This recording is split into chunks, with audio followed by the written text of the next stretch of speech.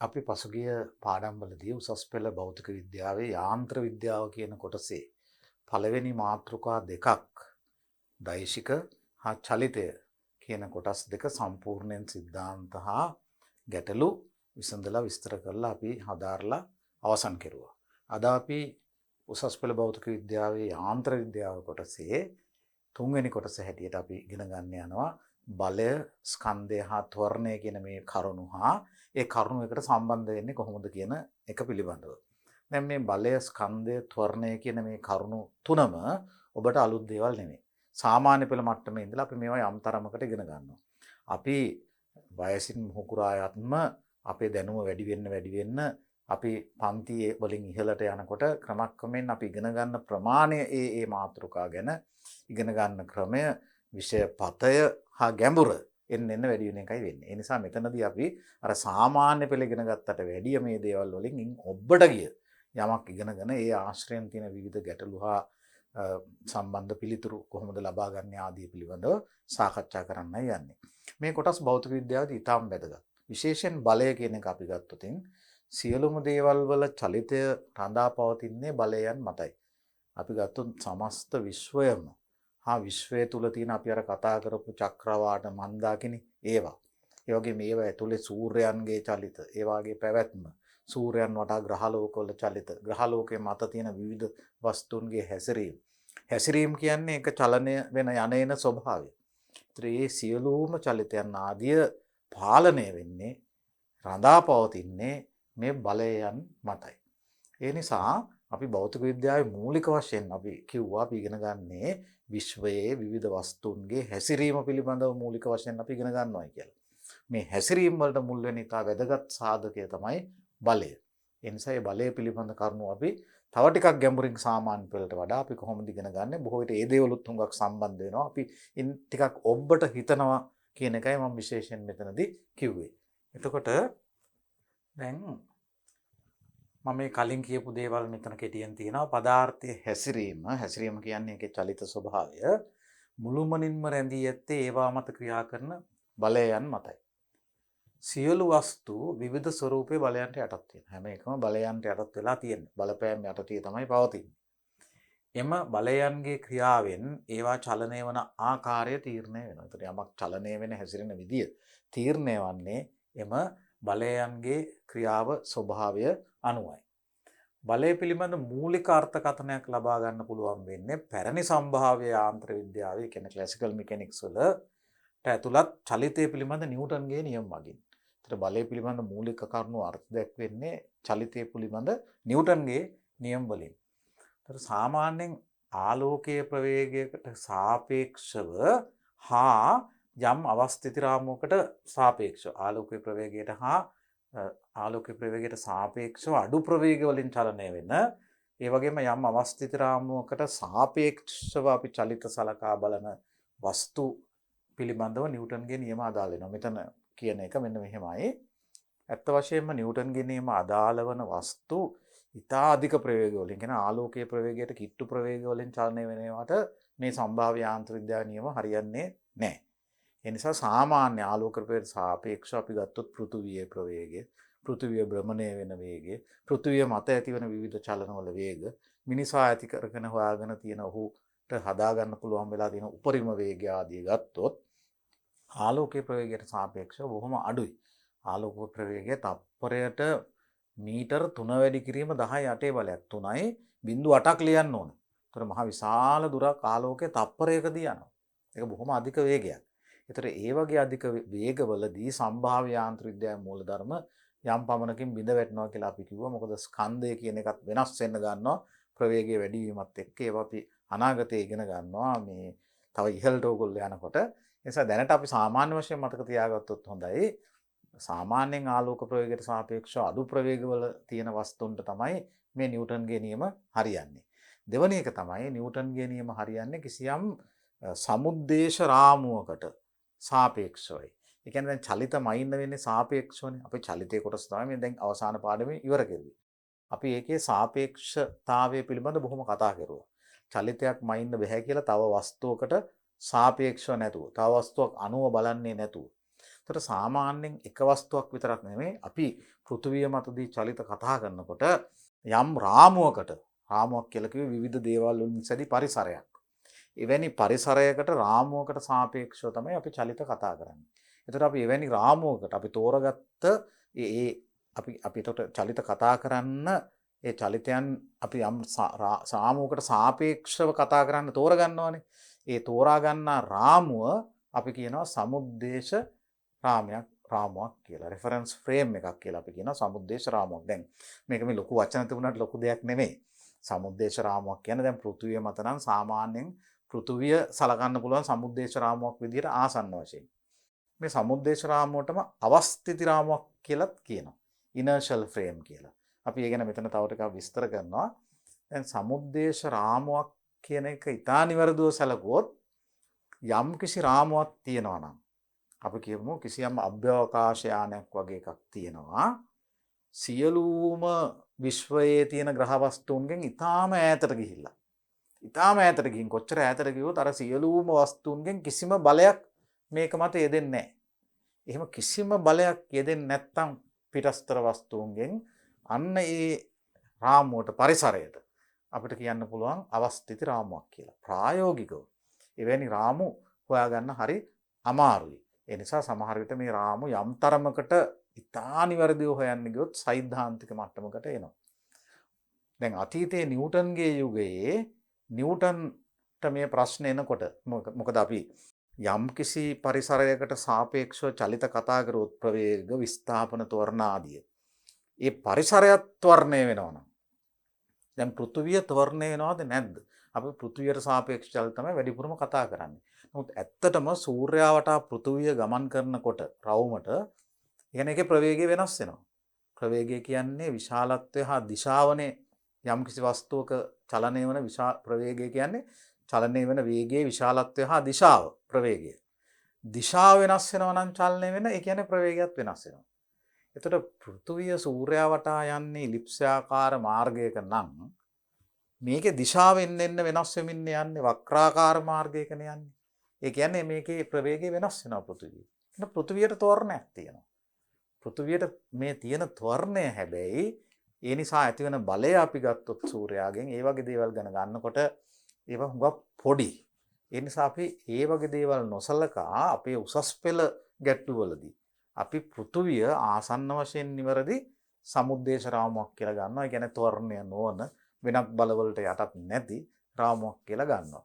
ඒත් හැබැයි ඊටා නිවැරදිව ගත්තොත් මේ නිව්ටන්ගේ නියම හා චලිතය පිළිබඳ නියම යොදන්න පුළුවන් අර මම කියපු වෙන කිසිම බලපෑමක් නැති සමුද්දේශ රාමුවකට නැත්නම් අවස්ථිත රාමුවකට සාපේක්ෂව පමණයි. එතකොට දැන් ඒක තමයි මෙතන යන්නේ. එතකොට නිව්ටන්ගේ නියම යොදන්න පුළුවන් මොනවටද? ආලෝකයේ ප්‍රවේගයට සාපේක්ෂව අඩු ප්‍රවේග වලින් චලනය වෙන. ඒ වගේම ආලෝකයේ ප්‍රවේගයට සාපේක්ෂව යම් අවස්ථිති රාමුවක අඩු ප්‍රවේග වලින් චලනය වන වස්තු සඳහා තමයි නිව්ටන්ගේ නියම අදාළ වෙන්නේ.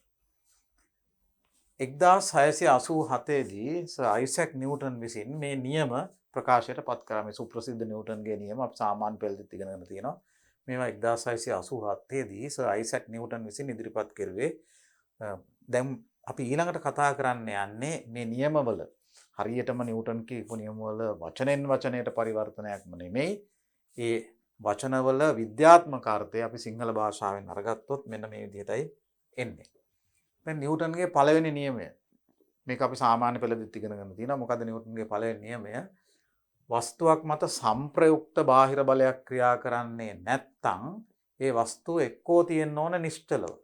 නැතහොත් ඒකාකාර වේගයකින් සරල රේඛාවක් දිගේ යන්න ඕනේ. ඒ කියන්නේ ඒකාකාර ප්‍රවේගයකින් තමයි යන්න ඕනේ. ඒකාකාර ප්‍රවේගයකින් යනකොට සරල රේඛාවක් දිගේ තමයි යන්න ඕනේ. ඒ නිසා යම් වස්තුවක් මත කිසිම බාහිර බලයක් ක්‍රියා කරන්නේ නැත්නම් ඒකේ හැසිරීම පිළිබඳව නියමයක් මේකෙන් දෙනවා. ඒක චලනය වෙන විදිය පිළිබඳ නියමයක් මේකෙන් දෙනවා. චලනය වෙන විදිය හැසිරීම කියලා කියන්නේ එතකොට ඒකේ චලිත ස්වභාවය. එතකොට දැන් මේ බාහිර බලයක් නොයදෙන වස්තුවක හැසිරීම මොන විදියද? දැන් කිසියම් වස්තුවක් තියෙනවා කියලා හිතන්නකො මෙන්න මේ විදිහේ වස්තුවක්. මේ වස්තුව මත අසමතුලිත බාහිර බලයක් ක්‍රියා කරන්නේ නැත්නම් ඒ කියන්නේ මේක මත ක්‍රියා කරන සම්ප්‍රයුක්ත මේක මත බලපද්ධතියක් ක්‍රියා කරනවා වෙන්න පුළුවනි. ඒ බලපද්ධතිය කැපිලා යනවා නම් උදාසීන වෙලා යනවා නම් ඒක මත සම්ප්‍රයුක්ත බාහිර බලයක් ක්‍රියා කරන්නේ නැහැ. ඒතර මේක මත ක්‍රියා කරන සම්ප්‍රයුක්ත බාහිර බලය කොයි පැත්තට ගත්තත් අපි හිතමු මේ පැත්තට ගත්තත් සම්ප්‍රයුක්ත බාහිර බලය බිඳුවක් කියලා එනවා. අපි ඊට ලම්බක පැත්තකට ගත්තොත් ඒ පැත්තට ගත්තත් සම්ප්‍රයුක්ත බාහිර බලය අපි R2 කියමු. ඒකත් බිඳුවයි කියලා එනවා. එතකොට ඊට වෙනත් ත්‍රිමාන අවකාශයේ තව පැත්තකට ගත්තත් සම්ප්‍රයුක්ත බාහිර බලය බිඳුවයි කියලා හිතන්න. ඒතර මේක මත කිසිම අසමතුලිත බාහිර බලයක් යෙදෙන්නේ නැත්නම් මේ වස්තුවේ චලිත ස්වභාවය මොන වගේ වෙන්න ඕනේද? මේ වස්තුව එක්කෝ නිශ්චල වෙන්න ඕනේ, එක්කෝ ඒකාකාර ප්‍රවේගයෙන් ගමන් කරන්න ඕනේ. සරල රේඛාවක් දිගේ නියත වේගයකින් එතකොට යන්න ඕනේ. හැබැයි මොකකට සාපේක්ෂවද? කිසියම් සමුද්දේශ රාමුවකට අවස්ථිති රාමුවකට සාපේක්ෂව. ඒතර මේ නියමය අපි ඉතා පැහැදිලිව දැනගන්න ඕනේ. යම්කිසි වස්තුවක් මත අසමතුලිත නැත්නම් සම්ප්‍රයුක්ත බාහිර බලයක් ක්‍රියා කරන්නේ නැත්නම් ඒ වස්තුව එක්කෝ නිශ්චලයි නැත්නම් ඒකාකාර ප්‍රවේගයෙන් ගමන් කරමින් තියෙනවා කියලා. එතකොට යම් වස්තුවක් දිගටම නියත ප්‍රවේගයකින් ගමන් කරමින් තියෙන නැත්නම් සරල රේඛාවක් දිගේ ඒකාකාර වේගයකින් ගමන් කරමින් තියෙන්නත් බලයක් අවශ්‍ය නැහැ. මෙතනදී අපිට සමහරට හිතෙන්න පුළුවන් කොහොමද දිගටම චලිතයක් පවත්වා ගන්න වස්තුවක් බලයක් නැතුව කියලා ඉරලා. නමුත් ඇත්ත වශයෙන්ම එහෙම චලිත ඕන තරම් තියෙන්න පුළුවන් අපිට ඒවා පැහැදිලි කරන්න පුළුවන්. දැන් එතකොට මේ බලය කියන එක ගැන අපි ඊළඟට කතා කරොත් එහෙම අපි දැන් කිව්වා මේ සම්ප්‍රයුක්ත බලයක් යෙදෙන්නේ නැත්තම් ඒක එක්කෝ නිශ්චලයි වස්තුව එක්කෝ ඒකාකාර ප්‍රවේගයෙන් ගමන් කරනවා කියලා. එතකොට අපි බලය කියන්නේ මොකක්ද කියන එක තමයි අපි ඊළඟට කතා කරන්න යන්නේ. දැන් එදිනදා ජීවිතේ අපි නොයෙකුත් තැන්වලදී බලය කියන එක අත්විඳලා තියෙනවා. ඇත්තටම බල නැතුව ජීවත් වෙන්න බෑ. අපිට ඇවිදින්නත් බෑ. අපි දැන් ඇවිදින්න යනකොට මේ අපි කකුලෙන් මොකද කරන්නේ? කකුලේ අපි ඉස්සරහා පැත්තෙන් අපි තල්ලු කරනවා පොළොව. ඒතර පොළොව මත අපි බලයක් දාන්න ඕනේ. ඒකනේ ගොඩක් ඇවිදිනකොට කකුල් රිදෙන්නේ. අපි කකුල් වලින් පොළොව තල්ලු කරනකොට පොළොවෙන් අප මත බලයක් අනිත් අතට එදිනවා. ඒතර මේ බලය පාවිච්චි කරලා තමයි අපි ඇවිදින්නේ. ඊළඟ කකුල ඉස්සරහට ගන්නෙ. එතකොට අපි දැන් කතා කරන්න ගියත් මේ හකු මේ තැන්වල තියෙන සංදි මේවා එක්ක නොයෙකුත් බලයන් ක්‍රියාත්මක වෙනවා. මම මේ අත හොල්ලනකොට මේ සංදි හරහා නොයෙක් බල පේශි වලින් යෙදෙන බල මාංශ පේශි වලින් බල ක්‍රියාත්මක වෙනවා. එතකොට මේ වගේ හැම තැනම බල තියෙනවා. ඒ බලයන් වලින් තමයි සියල්ල ක්‍රියාත්මක වෙන්නේ, චලනය වෙන්නේ, හැසිරෙන්නේ. ඉතින් ඒ අනුව ඒ බලයන් පිළිබඳ විවිධ අත්දැකීම් අපි ඇත්තටම උපන්දා ඉඳලම දැනගෙන තියෙනවා. දැනিলা තියෙනවා අපිට. අපි හරියටම විද්‍යාත්මකව මේක කතා කරලා නැති වුණාට. බොහෝ සරලව බලයක් ගැන ගත්තොත් බලයක් අපි ඊටාම සරලව කියනවා නම් බලය කියන්නේ එක්කෝ ඇදිල්ලක්. එක්කෝ අපි අදිනවා. ඒ අදින එක බලයක් වෙන. එහෙම නැත්නම් තල්ලු කරන එකක් push or pull කියලා කියන්න පුළුවන්. අදීමක් හෝ තල්ලු කිරීමක් අපිට බලයක් විදිහට ගන්න පුළුවන්. බොහෝ සරලව බලයක් යනු එක්කෝ තල්ලුවකි. නැතහොත් ඇදීමකි. නිව්ටන්ගේ පළමු නියමයෙන් බලය සඳහා වඩා හොඳ අර්ථකථනයක් ගන්න පුළුවන්. එහෙම තල්ලුවක් හෝ ඇදිල්ලක් කියන්නේ නැතුව නිව්ටන්ගේ පළවෙනි නියමයෙන් බලය පිළිබඳව වඩා හොඳ අර්ථකථනයක්, අර්ථ දැක්වීමක් ගන්න පුළුවන්. එයින් කියවෙන්නේ වස්තුවක් මත බාහිර බලයක් ක්‍රියා නොකරයි නම් එම වස්තුවේ චලිත ස්වභාවය වෙනස් නොවන බවයි. දැන් වස්තුවක් මත අර අසමතුලිත හෝ එහෙම නැත්නම් සම්ප්‍රයුක්ත බාහිර බලයක් ක්‍රියා කරන්නේ නැත්නම් ඒ වස්තුවේ චලිත ස්වභාවය වෙනස් නොවී තියෙනවා. නිශ්චලව තියෙනවා කියන්නේ දිගටම චලිත ස්වභාවය වෙනස් වෙන්නේ නැහැ කියන එකයි. ඒකාකාර ප්‍රවේගයෙන් ගියත් ඒ නියත දිගටම තියෙන එකම චලිත ස්වභාවය. ඒ කියන්නේ චලිත ස්වභාවය වෙනස් වෙන්නේ නැහැ කියන එකයි. එහෙමනම් වස්තුවක් මත සම්ප්‍රයුක්ත බාහිර බලයක් නැත්නම් ඔය කියන විදිහට බාහිර බලයක් යෙදුනේ නැත්නම් ඒ වස්තුව නිශ්චලව හෝ ඒකාකාර ප්‍රවේගයෙන් යනවා නම් ඒ කියන්නේ මේ බලය නැත්තම් බලයක් නැත්තම් වස්තුවක චලිත ස්වභාවය වෙනස් වන්නේ නැහැ. ඒ අනුව බලයක් කියන්නේ මොකද්ද? බලයක් කියන්නේ යම් වස්තුවක චලිත ස්වභාවය වෙනස් කරන හෝ එසේ වෙනස් කිරීමට වස්තුව උනන්දු කරන යොමු කරන භෞතික රාශිය. අන්න ඒකට තමයි අපි බලය කියන්නේ. කිසියම් වස්තුවක චලිත ස්වභාවය වෙනස් කරන හෝ වෙනස් කිරීමට උදව් කරන වෙනස් කිරීමට උනන්දු කරන හෝ විනාශ කිරීමට තුඩු දෙන භෞතික රාශිය. සමහරට බලයක් නිසා වස්තුවක චලිත ස්වභාවය වෙනස් නොවෙන්න පුළුවන්. නොවුනට ඒකට හේතුව වෙන බලයකින් ඒක උදාසීන වීමයි. නැත්නම් බලය හැම වෙලාවෙම හදනවා චලිත ස්වභාවය වෙනස් කරන්න වස්තුව පොළඹවනවා බල මගින්. ඒ අනුව බලන්නකො මෙතන ඒ ටික පැහැදිලිව කියලා තියෙනවා.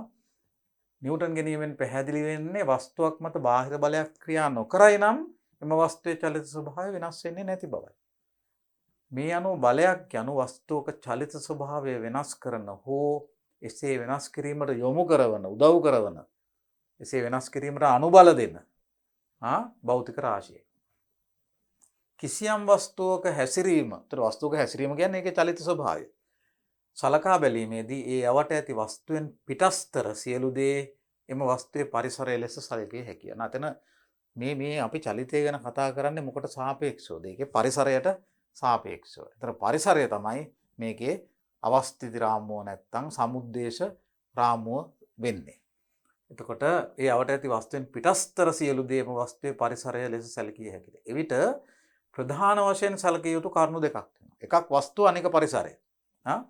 එකක් වස්තුව අනෙක පරිසරය. දැන් වස්තුවක් හැටියට මාව ගත්තොත් මගෙන් ඔබෙහි තියෙන මේ ඔක්කොම මේ කාමරය, මේ පොළව, මේ දේවල් ඔක්කොම මගේ පරිසරයයි.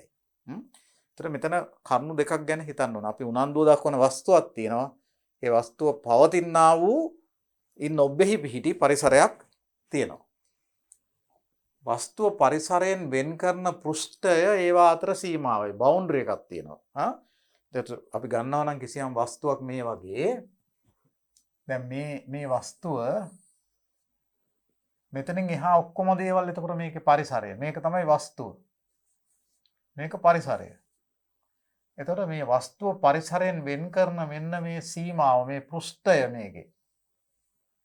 අන්න. ඒ පෘෂ්ඨය තමයි අපි වස්තුව පරිසරයෙන් වෙන් කරන සීමාව වෙන්නේ. නැත්නම් අපි බවුන්ඩරි එක කියලා කියනවා මේ වස්තුවේ පරිසරයෙන් වෙන් වෙන සීමාව. වස්තුවක චලිතයට එහි පරිසරය දක්වන සම්බන්ධතාවයේ මූලය බලය නම් වේ. දැන් මේ කියන පරිසරයේ මේ වස්තුව චලනය වෙන්න නම් හරි? එතන ඒකේ චලිත ස්වභාවය වෙනස් වෙන්න නම් ඒ චලිත ස්වභාවයට වග කියන්නේ මේ පරිසරයේ මේ වස්තුවේ චලිත ස්වභාවයට වග කියන්නේ මේ පරිසරයෙන් වස්තුව මත ක්‍රියාත්මක වන බල පද්ධතියයි. ඒ බල පද්ධතියේ හේතුවෙන් තමයි නැත්නම් ඒ බල පද්ධතියේ ක්‍රියාකාරීත්වයෙන් තමයි මේ පරිසරයේ මේ වස්තුව චලනය වෙන්නේ. ඒකේ චලිත ස්වභාවයට වග කියන්නේ.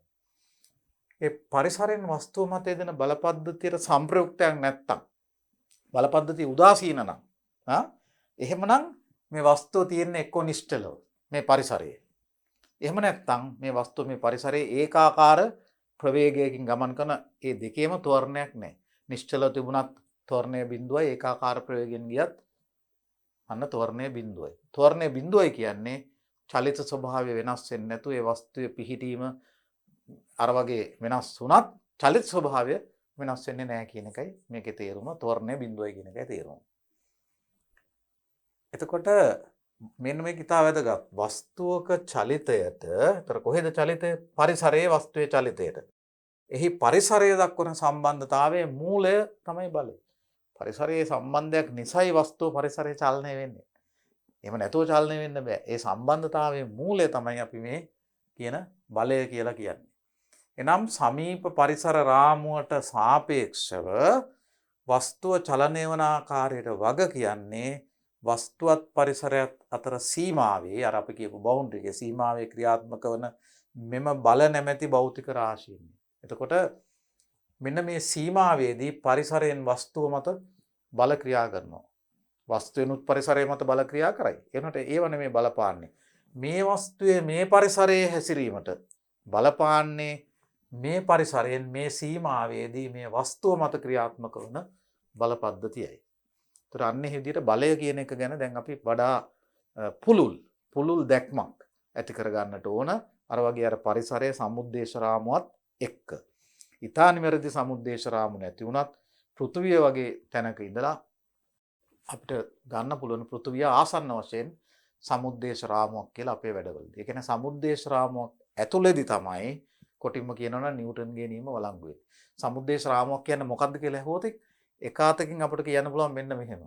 නිව්ටන්ගේ නියම චලිතය පිළිබඳ නිව්ටන්ගේ නියම ඊතා නිවැරදිව යොදන්න පුළුවන් නම් යම් පරිසරයක් ඇතුළේ, යම් රාමුවක් ඇතුළේ ඒ රාමුව නිවැරදි අවස්ථිති රාමුවක් වෙනවා.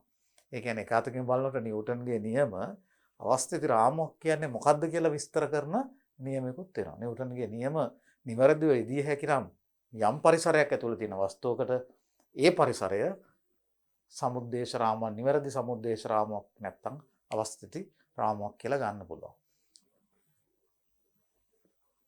එතකොට මේ අවස්ථිතිය නැත්තම් ඉනර්ෂියා කියලා අපි කියන ඉංග්‍රීසියෙන් මොකද්ද අවස්ථිතිය කියන්නේ? දැන් අපි අවස්ථිති රාමුවක් ගැන කතා කරා. සමුද්දේශ රාමුවක් ගැන කතා කරා. මොකක්ද අවස්ථිතිය කියන එක අපි ඊළඟට තේරුම් ගන්න බලමු. සාමාන්‍යයෙන් අපි අවස්ථිතිය කියන වචනේ භෞතික විද්‍යාවේ යොදන්නේ මෙන්න මේ ගුණයටයි. නිව්ටන්ගේ පළවෙනි නියමය අවස්ථිතිය පිළිබඳ නියමය කියලාත් කියනවා. නිව්ටන්ගේ පළවෙනි නියමයට කියනවා අවස්ථිතිය පිළිබඳ නියමය කියලා. දැන් නිව්ටන්ගේ පළවෙනි නියමය අනුව යම් පරිසරයක වස්තුවක චලිත ස්වභාවය වෙනස් කරන්න පුළුවන් වෙන්නේ සංප්‍රයුක්ත වේදෙන බාහිර බලයකින්. කියන්නේ බාහිර පරිසරයෙන් යෙදෙන සංප්‍රයුක්ත බලයකින් තමයි ඒ වස්තුවේ එකී පරිසරයේ චලිත ස්වභාවය වෙනස් කරන්න පුළුවන්. ඒ කියන්නේ වස්තුවක චලිත ස්වභාවය වෙනස් කරන්න පුළුවන් බලයකින්. ඒ කියන්නේ බලෙන්. එහෙම නේද? වස්තුවක චලිත ස්වභාවය වෙනස් කරන්න පුළුවන් බලෙන්. ඒතර වස්තුවේ ස්වභාවික කැමැත්ත මොකද්ද? වස්තුව කැමති තියෙන විදිහට තියෙන්න වෙනස් නොවි. වස්තුව කැමති එක්ක නිශ්චලව තියෙන්න. එක්ක වස්තුව කැමති ඒ පරිසරයේ ඒකාකාර ප්‍රවේගයෙන් යන්න. එහෙම යාම තමයි වස්තුවේ කැමැත්ත. එතකොට ඒ චලිතයේ ස්වභාවය වෙනස් කරන්න වෙන්නේ බලයකින්. එතකොට යම් වස්තුවක් තමුන්ගේ චලිත ස්වභාවය වෙනස් කරන්න අකමැත්තක් දක්වනවා නම් ඒ අකමැත්තේ වස්තුවේ ගුණයක් නේ.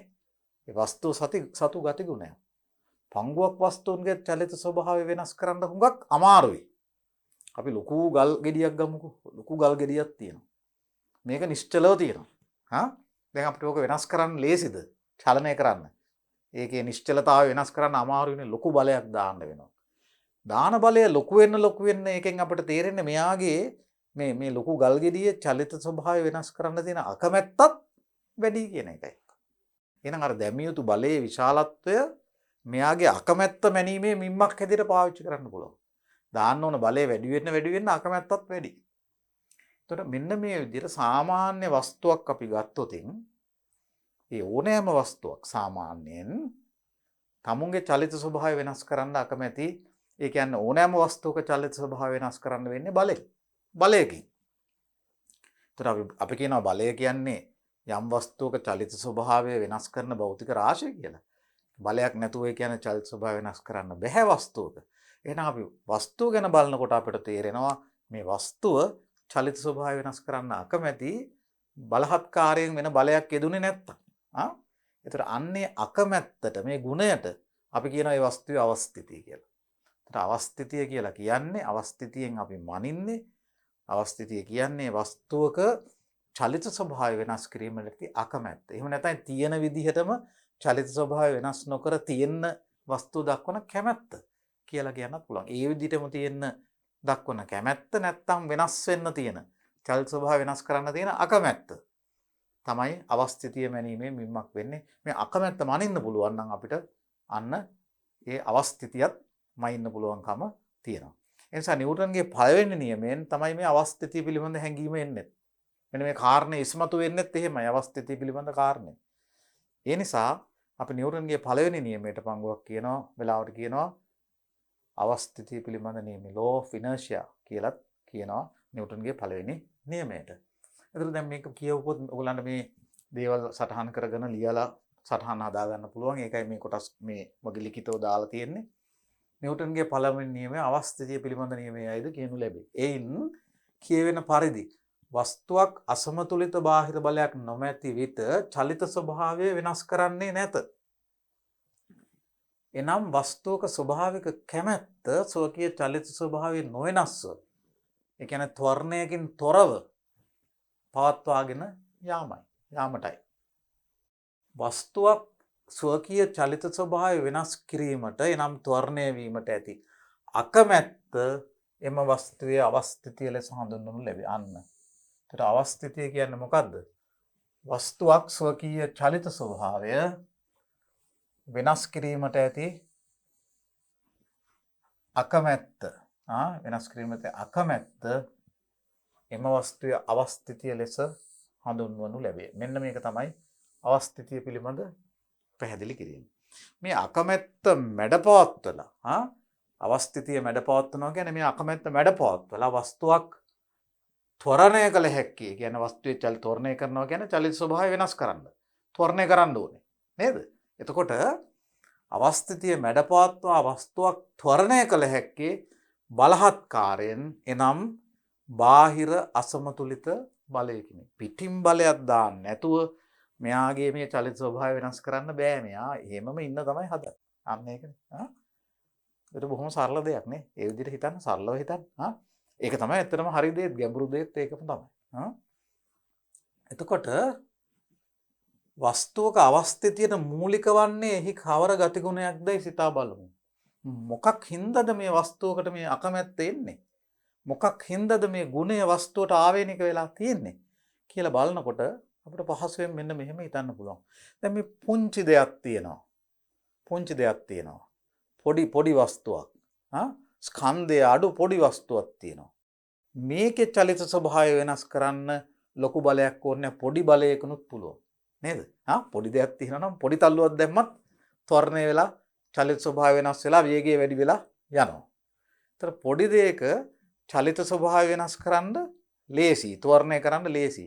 හැබැයි වස්තුවේ ස්කන්ධය වැඩි වෙන්න අර ලොකු ගල් ගෙඩිය ගත්තාම අන්න ඒකේ චලිත ස්වභාවය වෙනස් කරන්න අමාරුයි. ඒ කියන්නේ එයාගේ චලිත ස්වභාවය වෙනස් කරන්න තියෙන අකමැත්ත අර ගල් ගෙඩියේ වැඩි. ඇත්තම මේ දෙකේ තියෙන වෙනස මොකක්ද බැලුවාම? මේ දෙකේ තියෙන මොකක් හරි ගුණයක්. අපි ඒකට තමයි ස්කන්ධය කියලා කියන්නේ. අපි සාමාන්‍යයෙන් පදාර්ථ ප්‍රමාණය කියලා කියනවා. පදාර්ථ ප්‍රමාණය කියනකට වැඩිය හොඳයි දැන් අපි භෞතික විද්‍යාවේදී කියන්නේ මොකද්ද? යමක අවස්ථිතිය කියන ගුණය ඇති කිරීමට අන්න ඒකට මූලික වන සාධකයක් තියෙනවා මේ වස්තුවේ. අන්න ඒකට තමයි අපි ස්කන්ධය කියන. අපි ඒකට කියනවා වස්තුවේ අවස්ථිති ස්කන්ධය කියලා. ඉනර්ෂල් මාස් කියන වස්තුවේ අවස්ථිති ස්කන්ධය. අවස්ථිතිය ස්කන්ධය තියෙන බවට සාක්ෂියක් වෙනවා. යම් වස්තුවක ස්කන්ධයක් නැත්තම් ඒකට අවස්ථිතියකුත් නැති වෙනවා. ඒ කියන්නේ ස්කන්ධයක් නැති වස්තුවක් ත්වරණය කරන්න චලිත ස්වභාවය වෙනස් කරන්න බලයක් ඕන වෙන්නේ නැහැ. ඉතින් ස්කන්ධයක් නැති වස්තුවක් තියෙනවද කියන එක ඉතින් ඇත්තටම බොහොම අමාරුයි අපිට හිතන්න. ඉතා ක්ෂුද්‍ර, ඉතා පුංචි අංශු වල හැසිරීම ඒ වෙනකොට මේ මූලධර්ම නෙමෙයි ක්‍රියාත්මක වෙන්න මං කෝ එතකොට අපිට ක්වොන්ටම් යාන්ත්‍ර විද්‍යාවට යන්න වෙනවයි කියලා. ඉතින් ඒ නිසා සාමාන්‍යයෙන් අපි කතා කරන භෞතික විද්‍යාවේ සම්භාව්‍ය යාන්ත්‍ර විද්‍යාව අපි කතා කරන හැම වස්තුවකටම ස්කන්ධයක් තියෙනවා. ඒ ස්කන්ධය අනුව තමයි චලිත ස්වභාවය වෙනස් කිරීමේ අකමැත්ත රඳා පවතින්නේ. දාන්න ඕන බලයේ විශාලත්වය රඳා පවතින්නේ. ස්කන්ධය වැඩි වෙන්න යම් ප්‍රමාණයකින් චලිත ස්වභාවය වෙනස් කරන්න දාන්න ඕන බලයත් වැඩි වෙනවා. ඒ කියන්නේ අවස්ථිතියත් වැඩි වෙනවා. ඒ අනුව මෙන්න බලන්න. මේ බලන්න කුඩා ගල් කැටයක චලිත ස්වභාවය වෙනස් කිරීමට ඉතා පහසුයි.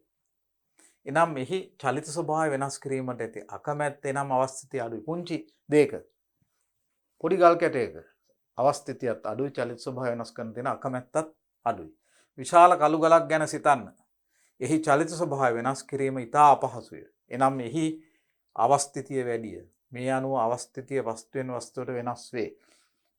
අපි දැන් ඊළඟ කොටස කරනවා වගේ ස්කන්ධය අන්න ස්කන්ධය කියන එක අපි අර්ථ දක්වන්න පුළුවන් එක ක්‍රමයක් තමයි, වඩා හොඳ ක්‍රමයක් තමයි මොකක්ද?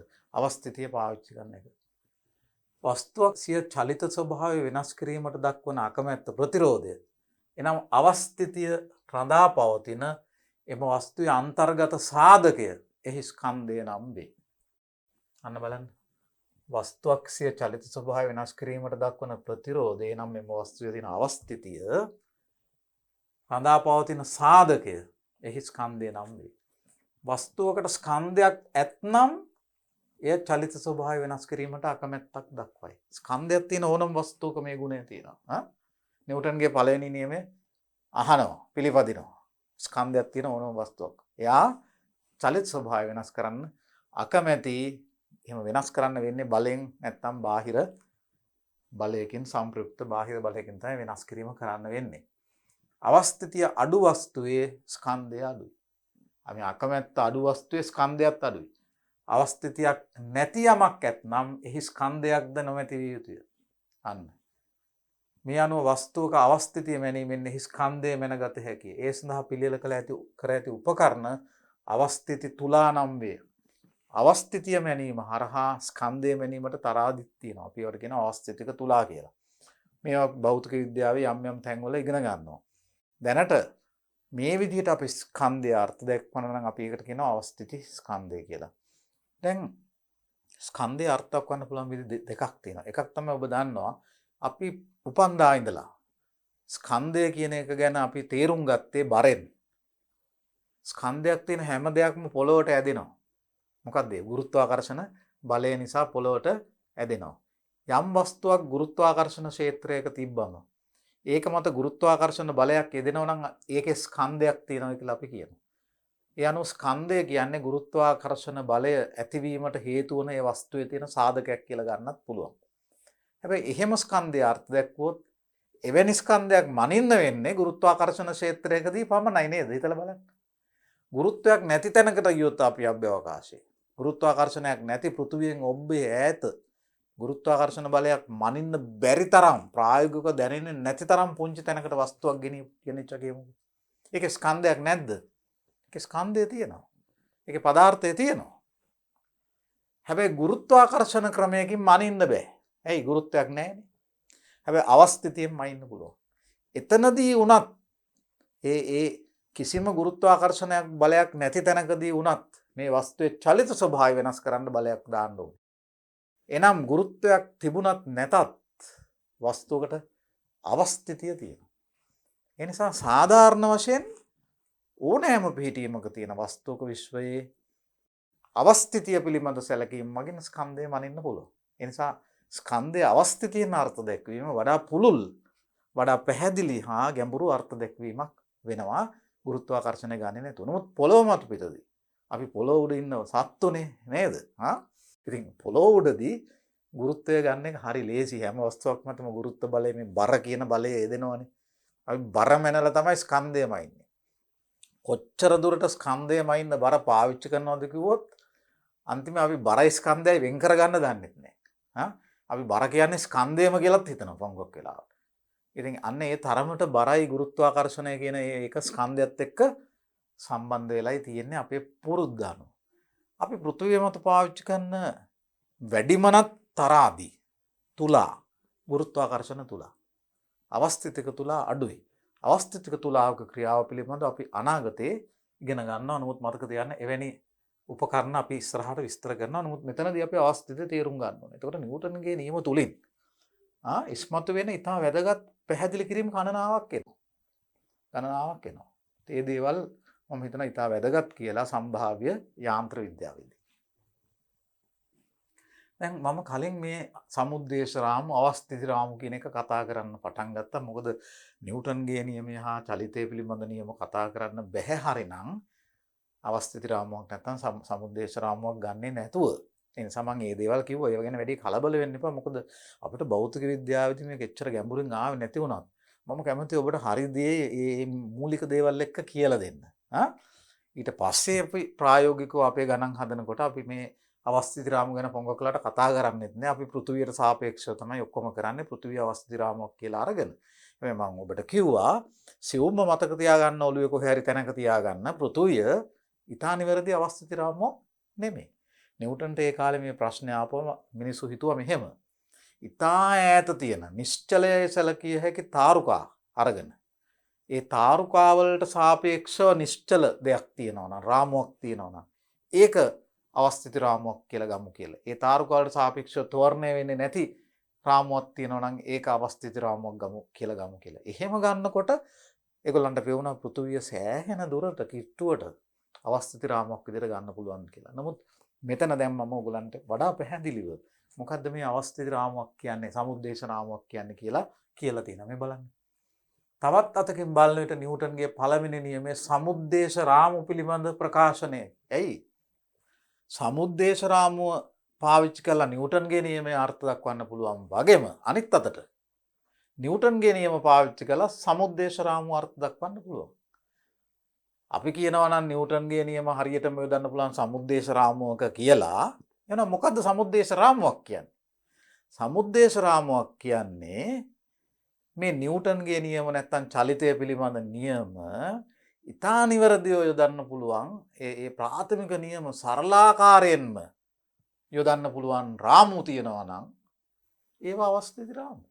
එතකොට චලිතය පිළිබඳ නියම පාවිච්චි කරලා රාමු අර්ථ දක්වන්න පුළුවන් අනිත් අතට. ඒ නිසා නිව්ටන්ගේ නියම කියන්නේ ඇත්තටම කියනවා නම් අපිට හිතා ගන්න බෑ හරියටම 100ක් නිවැරදි සමුද්දේශ රාමුවක් කොහෙද තියෙන්නේ කියලා වෙලා. මුළු විශ්වය ගත්තත් මේ ප්‍රශ්නේ එනවා ඒවත් වර්ණය වෙනවද කියලා. නමුත් එහෙම එකක් තිබුණත් නැතත් මෙන්න මෙහෙම එකක් තියෙනවා නම් ඒක අවස්ථිත රාමුවක් කියලා කියන්න පුළුවන්.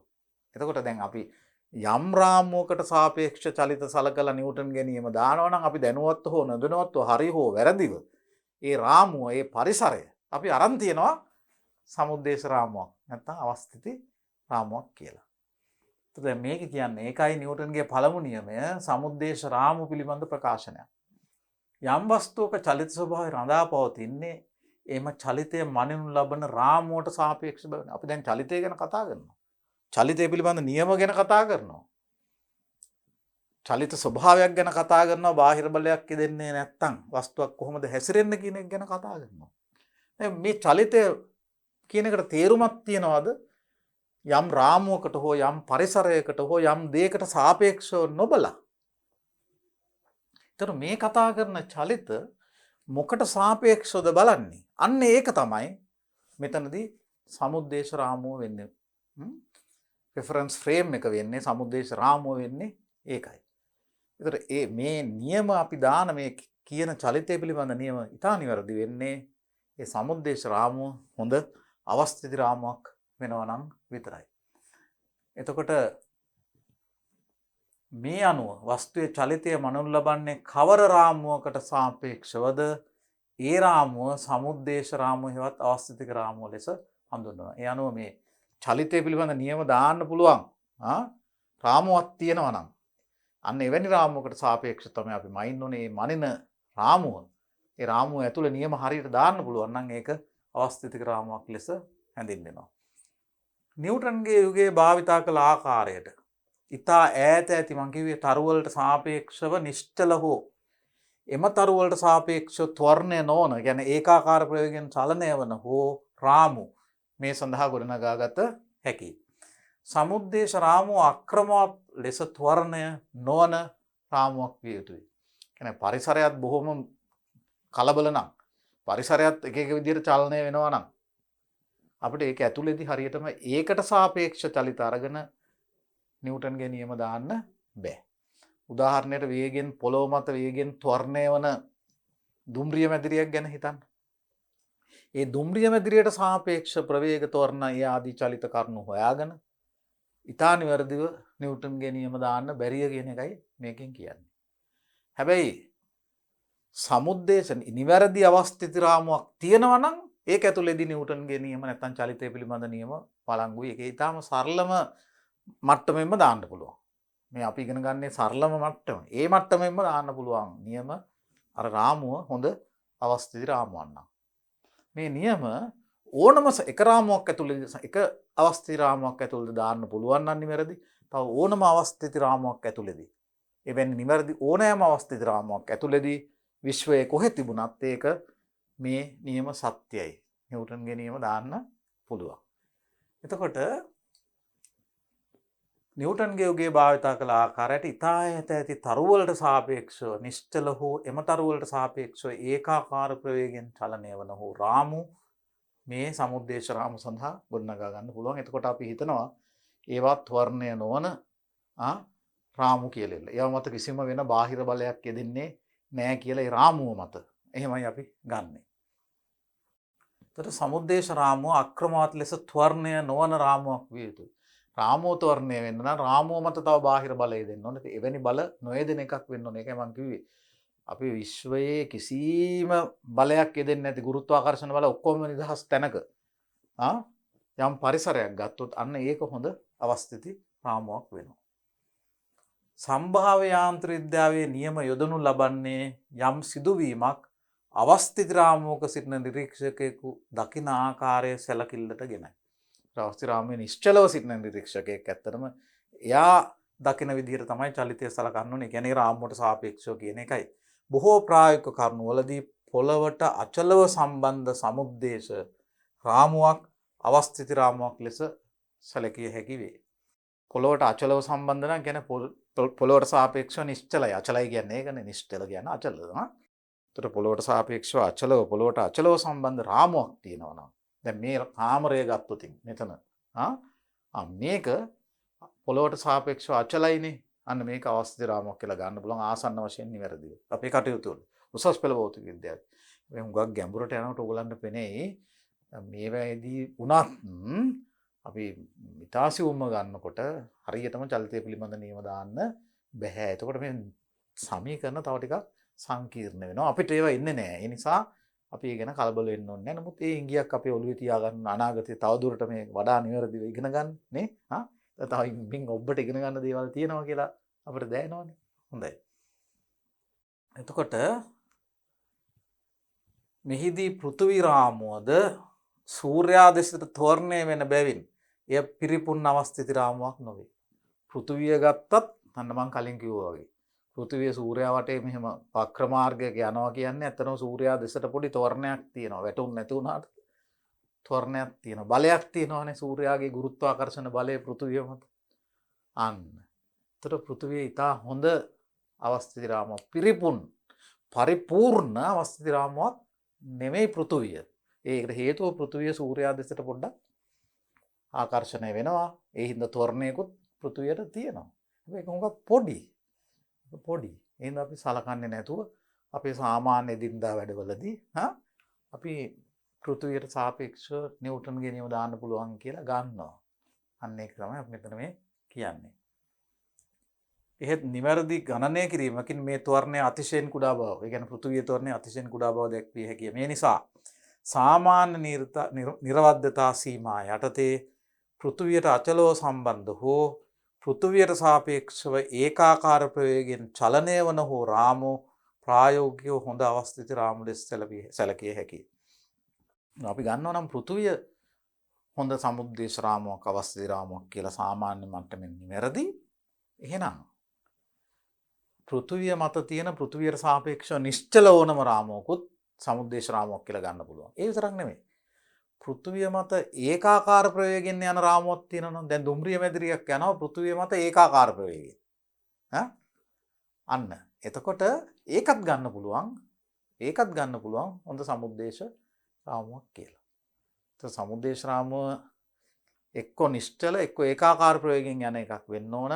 තව සමුද්දේශ රාමුවකට සාපේක්ෂව. එහෙම ගත්තහම හරි.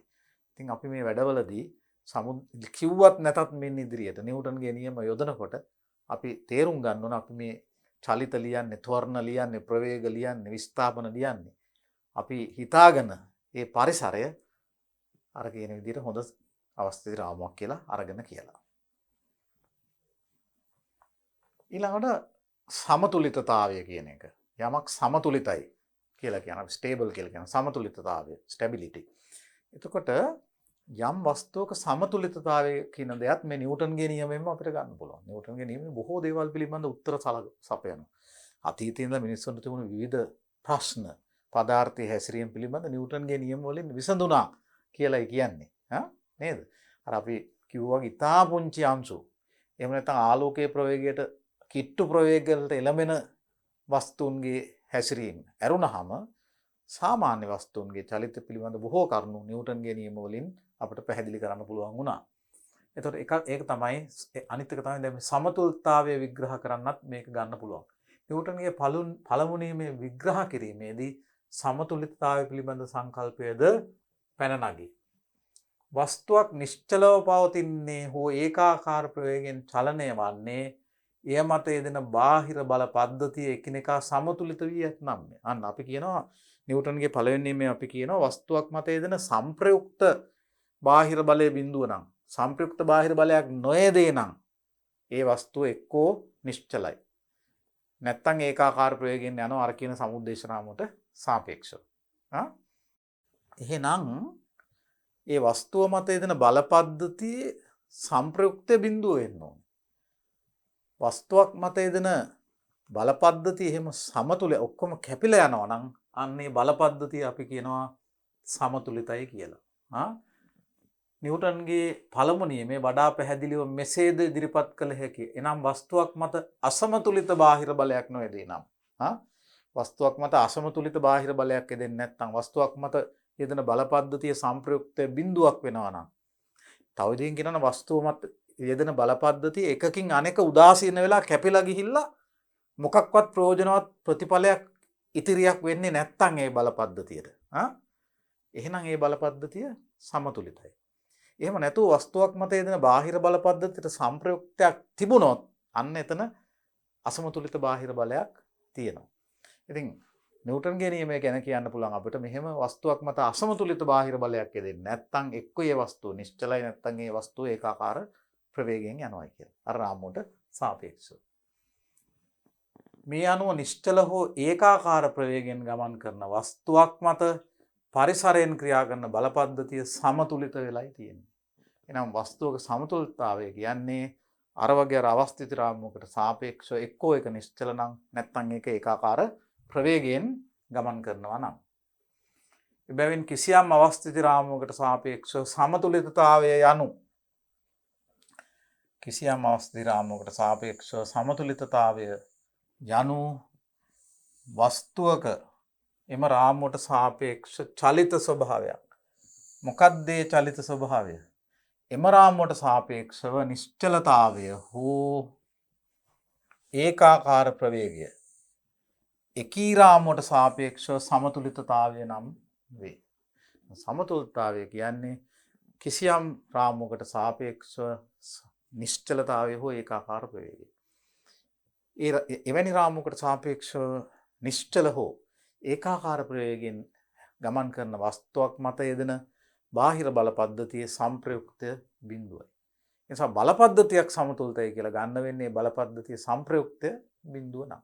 ඒතර වස්තුවක් සමතුලිතයි කියන වචනේත් අපිට එනවා බලපද්ධතියක් සමතුලිතයි කියන වචනේත් අපිට එනවා. මෙන්න ඉදිරියට බල ගැන කතා කරනකොට. ඊළඟට මෙතන ගැලීලියෝ සහ නිව්ටන් වස්තුවක් මත අසමතුලිත බලයක් නැත්තම් ඒ වස්තුව පරිසරයට සාපේක්ෂව නිශ්චලව තියෙනවා කියන එක නම් තේරුම් ගන්න පුළුවන්. ඒක බොහොම අතීතේ ඉඳලා මිනිස්සු තේරුම් ගන්න ඇති නිව්ටන් කිව්වේ නැතත්. වස්තුවක් මත යෙදෙන බල සමතුලිත නම් අසමතුලිත බලයක් යෙදෙන්නේ නැත්තම් නැවතිලා තියෙනවා ඒ වස්තුව කියන එක අපිට හිතන්න පුළුවන්. නේ? ඒ වුණාට පංගුවක්ලට අපිට හිතන්න බැරි වෙනවා අසමතුලිත බලයක් නැත්තම් වැඩිපුර බාහිර බලයක් යෙදෙන්නේ නැතුව වස්තුවක් ඒකාකාර ප්‍රවේගයෙන් දිගටම ගමන් කරමින් තියෙන පුළුවන්ද කියන එක නේ. ඒක පිළිබඳ පොඩු අපේ මනසේ ප්‍රශ්නයක් එනවා. මොකද අපි ප්‍රායෝගිකව දකින උදාහරණවල ප්‍රායෝගිකව එහෙම ඒවා නැහැ. වස්තුවක් ඒකාකාර ප්‍රවේගයෙන් චලනය කරන්න උනත් පංගුවක් වෙලාවට බලයක් යොදලා පවත්ව ගන්න වෙනවා. අපි ගමුකෝ වාහනයක්. සරල උදාහරණයක් නේ වාහනයක් පාරක යනකොට අපි ඒකාකාර ප්‍රවේගයකට ගේනවා. පැයට කිලෝමීටර් 60ක ඒකාකාර ප්‍රවේගය. තැනිතලා පාරක. ඊට පස්සේ අපි එන්ජිම නතර කරලා දාලා පන්න උදාසීන කරලා ඒ කියන්නේ ගියර් නියුට්‍රල් කරලා යන්න අරිනවා. එතකොට නිව්ටන්ගේ නියමය අනුව කිසිම බාහිර බලය දෙන්නේ නැහැ. එන්ජිමෙන් බලයක් දෙන්නෙත් නැත්තම් එන්ජිමෙන් බලයක් අවශ්‍ය නැහැ නේ ඒකාකාර ප්‍රවේගයෙන් යන්න. ඒකට එහෙනම් දිගටම වාහනේ ඒකාකාර ප්‍රවේගයෙන් යන්න ඕනේද? එහෙම බොහොම හොඳයි එහෙම නේද? ඉන්ධන ප්‍රශ්නේ හුඟක් විසඳෙනවා. එහෙම වෙන්නේ නැහැ නේ. එහෙම වෙන්නේ නැහැ. ඉන්ධන දවන්න ඕනේ. එන්ජිමෙන් බලයක් ඕනේ. ඇත්තටම මේකට හේතුව මේකයි. පෘථුවිය මත පිට ප්‍රායෝගික චලිතවලදී තව අපිට කෙලින්ම හැට පේන්නේ නැති බලය දෙනවා. පාරේ ඝර්ෂණය, වාතයේ ප්‍රතිරෝධී බලය, ඒ හුළඟෙන් ඇතිවන ඒ බාධාවල්. ඒ වගේ විවිධ වෙනත් චලිතයට ප්‍රතිරෝධී බල පරිසරයෙන් යෙදෙනවා. ඒ නිසායි මේකේ චලිතය පවත්වාගෙන යන්න බැරි දිගටම ඒකාකාරව. ඒ නිසා එන්න මේ වාහනේ වේගය අඩු වෙලා අන්තිමේ නවතිනවා. අපි එන්ජිමෙන් දිගටම බලයක් යදුවේ නැත්තම්. ඒතර මේ වාහනේ දිගටම ඒකාකාර වේගයෙන් යන මේ චලිතය පවත්වාගෙන යන්න නම් එහෙනම් අපිට අර ප්‍රතිරෝධී බලවලට විරුද්ධව ඝර්ෂණ බල, වාතෙන් නැති වෙන ප්‍රතිරෝධී බල, ඒවට විරුද්ධව එන්ජිමෙන් යම් බලයක් දිගටම ක්‍රියාත්මක කරගෙන යන්න වෙන. ඒ දෙක උදාසීන වෙලා තමයි ඒකාකාර ප්‍රවේගය පවත්වාගෙන යන්න පුළුවන් වෙන්නේ. ඒ බල සමතුලිත වුණාම තමයි ඒකාකාර ප්‍රවේගය පවත්වාගෙන යන්න පුළුවන් වෙන්නේ. වාහනේ ත්වරණය කරන්න නම් එන්ජිමෙන් යෙදෙන බලය අර අර ඝර්ෂණ ආදී බල වලින් එන සංප්‍රයුක්ත බලයට වැඩිය ලොකු වෙන්න ඕනේ. අන්න එතකොට අසමතුලිත බලයක් ඇති වෙලා චලිත ස්වභාවය වෙනස් වෙමින් ත්වරණයක් ඇති වෙනවා. එහෙමයි මේක වෙන්නේ. එතකොට මෙතන ඒක තමයි කියන්නේ. නිව්ටන්ගේ නියමය අදාහ ගන්නට තරමක් අසීරු කරුණ ඒකාකාර ප්‍රවේගයෙන් ගමන් කරන්නටද අසමතුලිත බලයක් අනවශ්‍ය බවයි. සාමාන්‍ය පරිසරයේ ඕනෑම වස්තුවකට අමතර බලයක් යොදා චලනය කර බලා සිටියොත් එහි ප්‍රවේගය ක්‍රමයෙන් අඩු වී නිශ්චල වන බව අපිට පෙනේ. මේ පෘථිවි පරිසරය ඒක වෙනවා.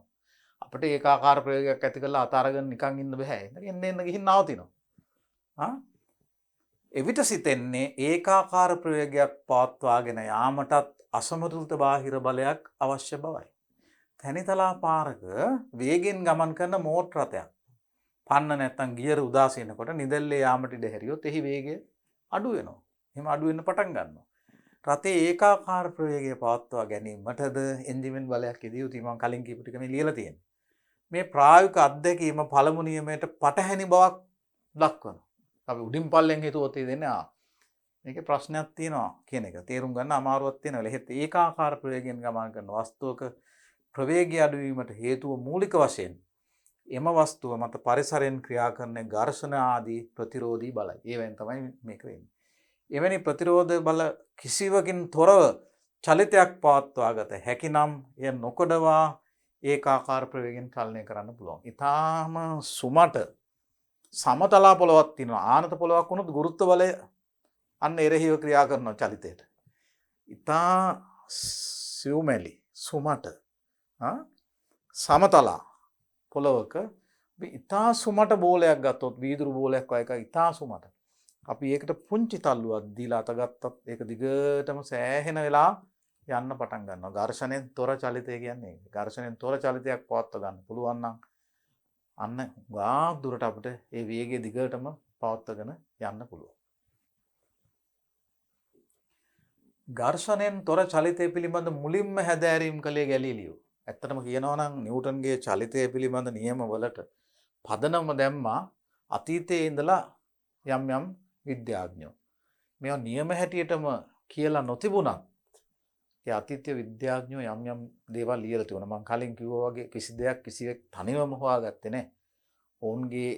ඔවුන් කලේ පංගුවක් වෙලාවට අර අතීත මත නැවත පරීක්ෂණ නිරීක්ෂණවලට භාජනය කරලා වඩා නිවැරදිව විද්‍යාත්මකව තහවුරු වන පරිදි තර්කානුකූලව ලියා තැබීමයි. ඒ ලියුප්පට අපි නියම කියලා කිව්වා. ගැලීලියෝ බොහෝ දේවල් පිළිබඳ පරීක්ෂණ කෙරුවා. ගැලීලියෝ ඝර්ෂණයෙන් තොර චලිතය පිළිබඳ පරීක්ෂණ කෙරුවා. ඒ පරීක්ෂණ ඇතුලේ මේ නිව්ටන්ගේ පළවෙනි නියමය ඇත්තටම තියෙනවා. විශේෂයෙන් නිශ්චලතාවය ගැන කියන්න දෙයක් නැහැ. ඒකාකාර ප්‍රවේගයෙන් චලනය වන වස්තුවක් වුණත් මේ ඝර්ෂණයක් නැත්තම් යම් වස්තුවක් දිගටම ඒකාකාර ප්‍රවේගයෙන් චලනය කරගන්න පුළුවන් කියන එක පරීක්ෂණාත්මකව ගැලීලියෝ තහවුරු කරලා තිබුණා. දැන් මේකට උවමනා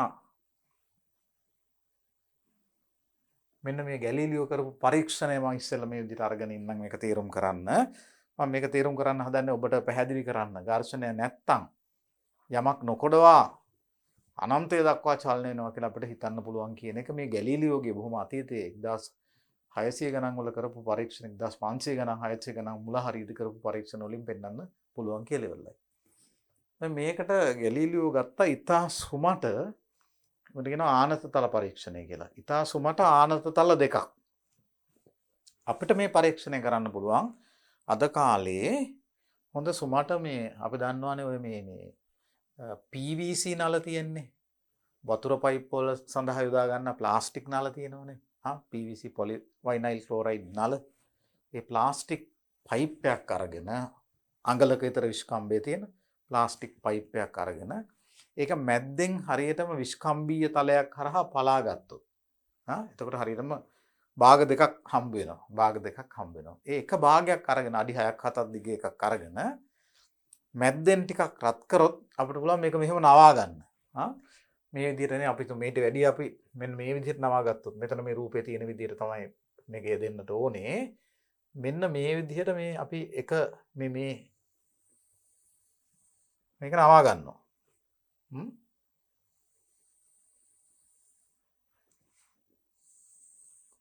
කියලා හිතන්නකෝ. මෙන්න මෙහෙම කරලා ගැලීලියෝ මොකද කළේ?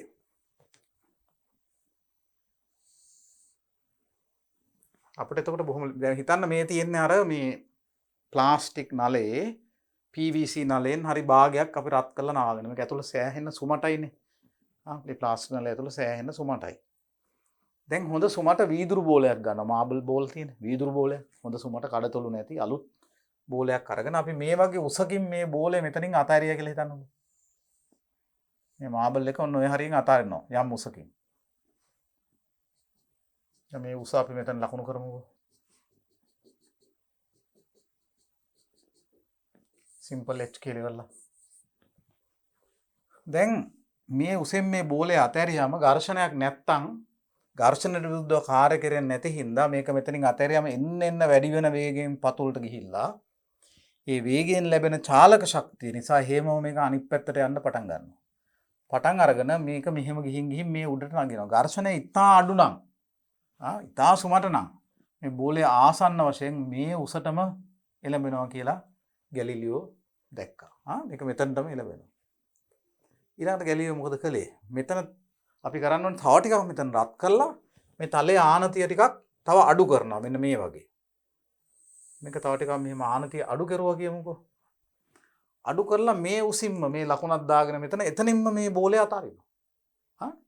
අතෑරියාම ගැලිලියෝට පේන බෝලේ ඒ වගේම වේගයෙන් ඇවිල්ලා ආයෙ මෙහෙම යනවා. ඝර්ෂණය ඉතා අඩු නම් මේ බෝලය ආයෙත් මේ සිරස් උසම එළඹෙනවා. ඒ සිරස් උසම එළඹෙනවා.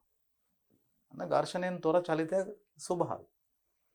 දැන් මේක මෙයා තව ආනත කෙරුවා. තව ආනත කෙරුවා මේ වගේ. දිග ආනත තලයක් ගන්න ඇති. මේ වගේ මේක තව ආනත කෙරුවා. ඒත් අර ප්‍රතිඵලයමයි එන්නේ. මෙතනින් අතෑරියම් මේ දුර ගෙවාගෙන ගිහිල්ලා මේ උසටම එළවෙනවා. මේක තව පහත් කරන්න හැබැයි ඒකට තව මේ ආනත තලයේ ගොඩක් දික් වෙන්න ඕනේ නේද? ඒ උසටම මේ බෝලේ එළඹෙනවා. තව මෙහෙට ගියත් ඒ උසටම බෝලේ එළඹෙනවා. දැන් මේ අනුව ගැලිලියෝ තර්ක කරා. ගැලිලියෝ ලිව්වා යම් විදිහකින් මේක මෙහෙම පාත් කරගෙන ගියොත් මේ බෝලේ යන දුර එන්න වැඩි වෙනවා. අන්තිමට අපිට ප්‍රායෝගිකව කරන්න බැරි වෙනවා නේ. ආනතිය අඩු කරගෙන යනකොට අර බොහෝ දුර ගෙනියන්න ඕන එක මේ උස එන්න බොහෝ දුර ගෙනියන්න ඕන.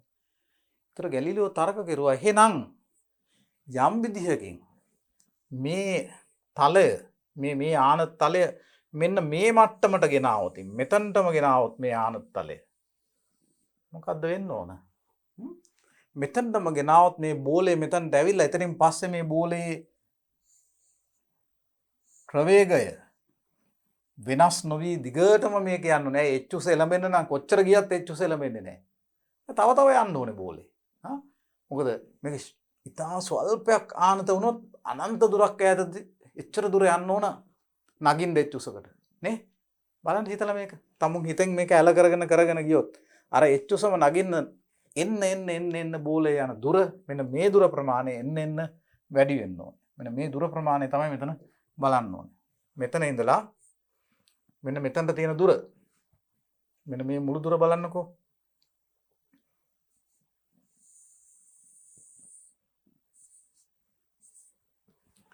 ඒ දුර මේක ඇල කරන්න එච්චුසම එළවීම සඳහා ඒ දුර එන්න වැඩි වෙනවා. එහෙනම් ගැලිලියෝ තර්ක කෙරුවා ඝර්ෂණයෙන් තොර චලිතයක් තියෙනවා නම් මේක තිරස් වුණොත් එහෙම අර එච්චුස එළඹෙන්න මේක යන්න අනන්ත දුරක් යන්න ඕනේ. කියන්නේ නොකඩවා ගමන් කරන්න ඕනේ. යනු ගැලිලියෝ කිව්ව ඝර්ෂණයෙන් තොර බාහිර බල වලින් තොර චලිතයක් තියෙනවා නම් ඒ චලිතය ඒකාකාර ප්‍රවේගයෙන් නොකඩවා පවත්වා ගන්න පුළුවන් කියලා. එතකොට ඒක තමයි මෙන්න මේකේ විස්තර කරලා තියෙන්නේ. බලන්නකෝ. ඝර්ෂණයෙන් තොර චලිතය පිළිබඳව මුලින්ම හැදෑරීම් කළේ ගැලිලියෝය. කිසියම් පෘෂ්ඨයක් මත චලනය කරන වස්තුවක් ගමන් කරන දුර ඝර්ෂණය අඩු කළ තරමට වැඩි වෙන බව ඔහු දැක්විය. මේ අනුව ඝර්ෂණයක් නොමැතිනම් වස්තුව නොකඩවා ගමන් කළ යුතු බවට ගැලිලියෝ තර්ක කළේ. මේ සඳහා ගැලිලියෝ යොදවාගත් ආනත තල පරීක්ෂණය අද වුවද සිත්කලු අයුරින් නැවත සිදු කර බලන්නට අපට පුළුවන්. මේ සඳහා සුමට PVC ජලය ප්‍රවාහනයට යොදා ගන්නා ප්ලාස්ටික් නලයක් හා සුමට වීදුරු බෝලයක් යොදවා ගත හැකියි. ප්ලාස්ටික් නලය විස්කම්බීය තලයකින් ඡේදනය කොට එහි අර්ධයක් තෝරගන්න. ඒ මැදින් සුළු වශයෙන් රත් කොට අර රූපයේ දැක්වෙන ආකාරයට නවා ගන්නවා. දැන් ඒ වලින් අර උඩ තැනකින් වීදුරු බෝලයක් නිදහස් කළොත් ඒ B දක්වා H සිරස් උසකට එළඹීමට උත්සාහ දරයි. දැන් නලය නැවත රත් කොට OB කොටස OC දක්වා ආනත කර නැවත පරීක්ෂණය කළොත් ගෝලයේ C දක්වා MH උසම එළඹීමට උත්සාහ කරයි. ඉතින් මේ කියන්නේ අර කතන්දරේම තමයි. ඒ නිසා මම මේක දිගටම කියවන්නේ නැහැ. නමුත් ඔබට මම අපි නෝට් එකක් මේ පාඩම් වල දෙන්නේ නැති නිසා මේක තමයි ඔයගොල්ලන්ගේ සටහන. කෙටි සටහන. මේකේ මේ කතන්දරේ තියෙනවා. මේකට උවමනා පරීක්ෂණය මෙතන ඇඳලා තියෙනවා.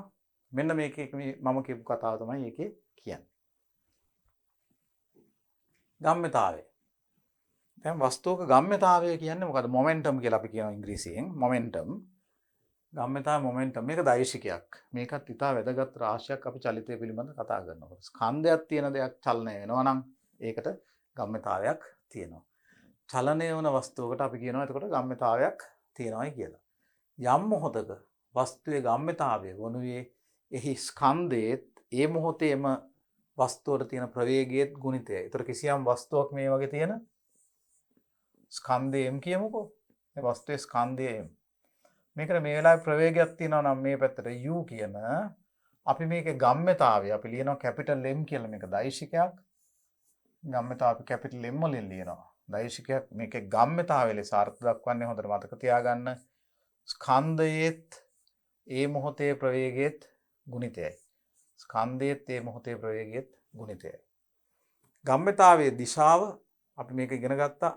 දෛශිකයක් අදිශයකින් ගුණ කළොත් ප්‍රතිඵලය ලෙස ලැබෙන්නේ අනිවාර්යෙන් දෛශිකයක්. මගේ දෛශික පාඩම් වල මම කියලා දුන්නා. ඒ අනුව ගම්ම්‍යතාවය අනිවාර්යෙන් දෛශිකයක්.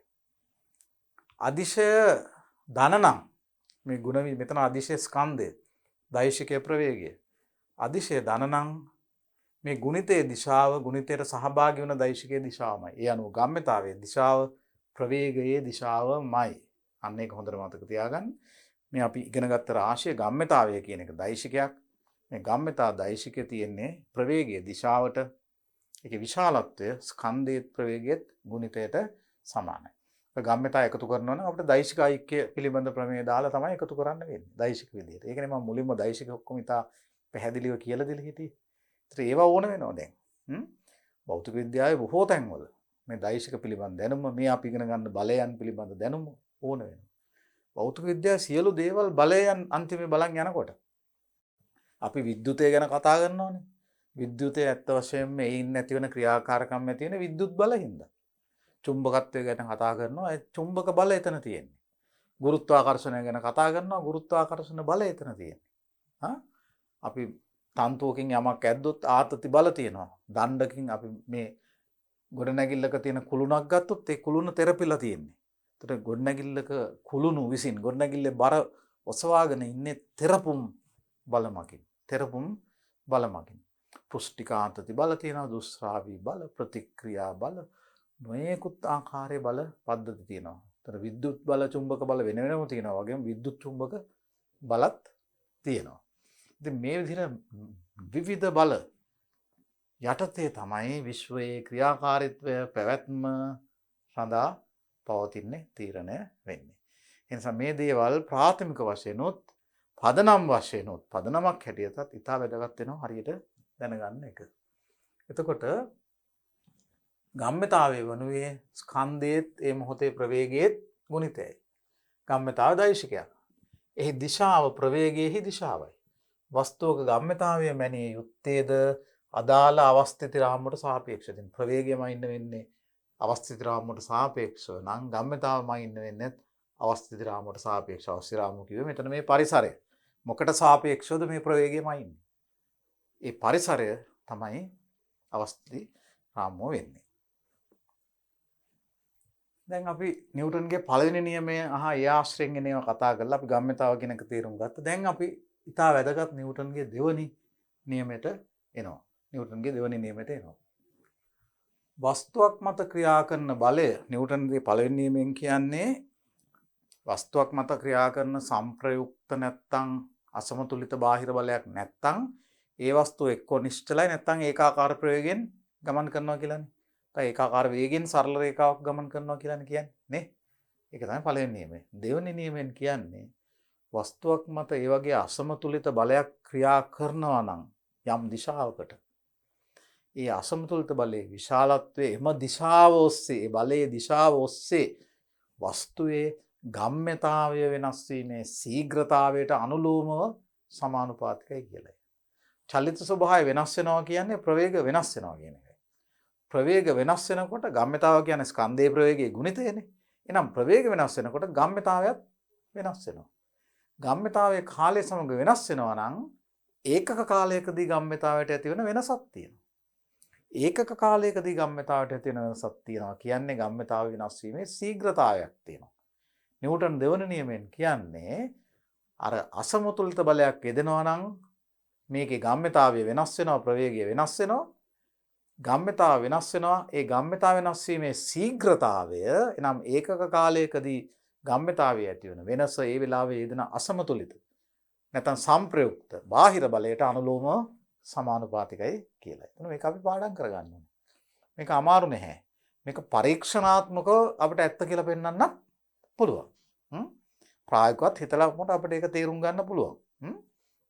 දැන් බලන්නකෝ වස්තුවක් මත ක්‍රියා කරන බාහිර බලය එහි දිශාව ඔස්සේ වස්තුවේ ඇතිවන ගම්ම්‍යතාව වෙනස් වීමේ ශීඝ්‍රතාවයට අනුලෝමව සමානුපාතික වේ. නිව්ටන්ගේ දෙවන නියමය මෙන්න මේක.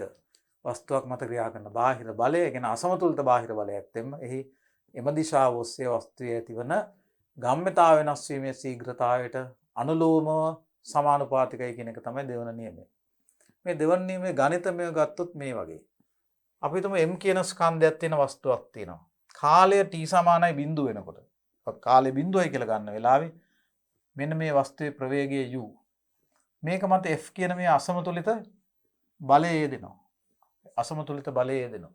මම මේ දෛශික වලට උඩින් ඊතලයක් දැම්මේ අසමතුලිත බලය යෙදෙනවා. ඒතර බලන්නකො ස්කන්ධයේ මොන වස්තුවක් මත f බලයක් ක්‍රියා කරන්නේ හිතමු. t කාලයකදී මේ බලය නිසා වස්තුව u ප්‍රවේග සිට v ප්‍රවේගයකට ත්වරණය වෙනවා. ඒතර මේ t බිඳුව වෙනකොට මෙහෙම t කියන කාලයක් ගත වුණාම කාලය මෙතන බිඳුවයි මෙතන සිම්පල් t වෙනකොට මෙන්න මේ වෙලාව වෙනකොට මේක ත්වරණය වෙලා මේ ප්‍රවේගය v වෙලා. මේ ප්‍රවේගය v වෙලා. වස්තුවේ ස්කන්ධය වෙනස් වෙන්නේ නැහැ. මෙන්න මේ අසමතුලිත බාහිර බලය නිසා වස්තුවේ ප්‍රවේගය t නැමැති කාලයකදී u සිට v දක්වා වෙනස් වෙලා තියෙනවා. එතකොට දැන් බලන්න මොකද්ද මේකේ ගම්ම්‍යතාවයේ ඇති වෙලා තියෙන වෙනස? මෙතනදී ගම්ම්‍යතාවය මොකද්ද? මේ පිහිටීම 1 කියලා ගත්තොත් පළවෙනි පිහිටීමේදී ගම්ම්‍යතාවය අපි ගම්ම්‍යතාව කැපිටල් M කියමු. කැපිටල් M 1 කියන්නේ ඒ වෙලාවේ ස්කන්ධයේ ප්‍රවේගයේ ගුණිත. ඒ කියන්නේ සිම්පල් M u. ඒ වගේම දෙවනි පිහිටීමේදී මේ පිහිටීම දෙවනි පිහිටීම කියමු. දෙකේදී ගම්ම්‍යතාවය m2 කිව්වොත් ඒක මොකද්ද? m2 කියන්නේ එවෙලේ ස්කන්ධයේ වැඩි කිරීම ප්‍රවේගය. දැන් ප්‍රවේගය v දක්වා වෙනස් වෙලා තියෙන්නේ බාහිර බලය නිසා අසමතුලිත. මොකද්ද මේ t කියන කාලයේදී ඇති වුණු ගම්ම්‍යතාව වෙනස? ගම්ම්‍යතාව වෙනස මොකද්ද? ගම්ම්‍යතාව වෙනස වෙන්නේ හැම වෙලාවෙම වෙනසක් ගන්න අවසානයකින් මුලයක අඩු කරන්න. මම මේක මම හිතන්නේ අවසාන චලිතය පිළිබඳ පාඩමේදීත් කිව්වා. මම නැවත කියනවා. හැම වෙලාවෙම වෙනසක් ගන්නේ මුලයකින් අවසානයක අඩු කරලා නෙවෙයි. අවසානයකින් මුලයක අඩු කරන්න. එතකොටයි වෙනසක් එන්නේ. අවසාන රාශියෙන් මුල් රාශිය අඩු කරපුවම එන වෙනසේ ලකුණ ධන නම් වෙනස වැඩි වීමක්. ඒ ලකුණ ඍණ නම් මේ වෙනස අඩු වීමක්. වැඩි ඉඳලා අඩු වෙලයි තියෙන්නේ. අන්න ඒකයි එතන තේරුම. ගම්ම්‍යතාව වෙනස වෙන්නේ එතකොට අවසානයකින් m2 ඍණ m1. m2 ඍණ m1 මෙන්න ගම්ම්‍යතාව වෙනස. ගම්ම්‍යතාව වෙනස් වීමේ ශීඝ්‍රතාවය මොකද්ද? ගම්ම්‍යතාව වෙනස් වීමේ ශීඝ්‍රතාවය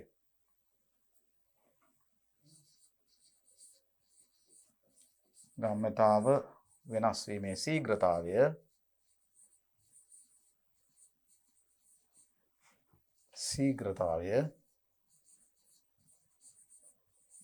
වෙන්නේ මොකද්ද? මෙච්චර ගම්ම්‍යතාව වෙනසක් ඇති උනේ සිම්පල් t කියන කාලයකදී. m2 ඍණ m1. මේක මේ කාලෙන් බෙදන්න. M2 ඍණ M1 M2 ඍණ M1 M2 ඍණ M1 ගම්මිතා වෙනස අවසානයේ මුල එක අඩු කිරීමේ කාලයෙන් බෙදුවොත් ශීඝ්‍රතාවය එනවා. එතකොට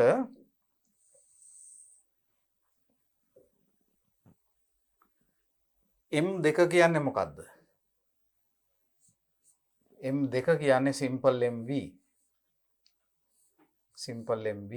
M1 කියන්නේ simple MU. එතකොට M2 ඍණ M1 කියන්නේ අපි simple M එළියට ගත්තොත් ඒක නියතයක් වෙනවා V ඍණ U. බෙදීම T. බෙදීම T. V ඍණ U බෙදීම T කියන්නේ මොකද්ද? V කියන්නේ අවසාන ප්‍රවේගය. U කියන්නේ ආරම්භක ප්‍රවේගය. අවසාන ප්‍රවේගයෙන් මේ ආරම්භක ප්‍රවේගය අඩු කළ කාලයෙන් බෙදුවොත් එන්නේ මොකද්ද? ප්‍රවේගයේ වෙනස් වීමේ ශීඝ්‍රතාවය. එහෙනම් මෙන්න මේ තියෙන්නේ ත්වරණය. මේ තියෙන ওই වස්තුවේ ත්වරණය අපි සිම්පල් එකක් දෛශිකයක්. සිම්පල් එක. එහෙනම් ගම්මිතාව වෙනස් වීමේ ශීඝ්‍රතාවය සමාන වෙනවා ස්කන්ධය වැඩි කිරීම ත්වරණයට. ස්කන්ධය වැඩි කිරීම ත්වරණයට. මොකද්ද නිව්ටන්ගේ නියමයෙන් දෙවන නියමයෙන් කියන්නේ? මේ වස්තුව මත යෙදෙන මේ අසමතුලිත නැත්නම් සංප්‍රයුක්ත බාහිර බලය මේ ගම්මිතාව වෙනස් වීමේ ශීඝ්‍රතාවයට අනුලෝමව සමානුපාතික බවයි. අනුලෝමව සමානුපාතික බවයි. මේක මුද්‍රිතවම ඔබට තියෙනවා මේ ඊළඟ කොටසේ වස්තුවේ ආරම්භක ගම්මිතාව MU අවසාන ගම්මිතාව MV ගම්මිතාව වෙනස MV ඍණ MU M එළියට ගත්තාම V ඍණ U.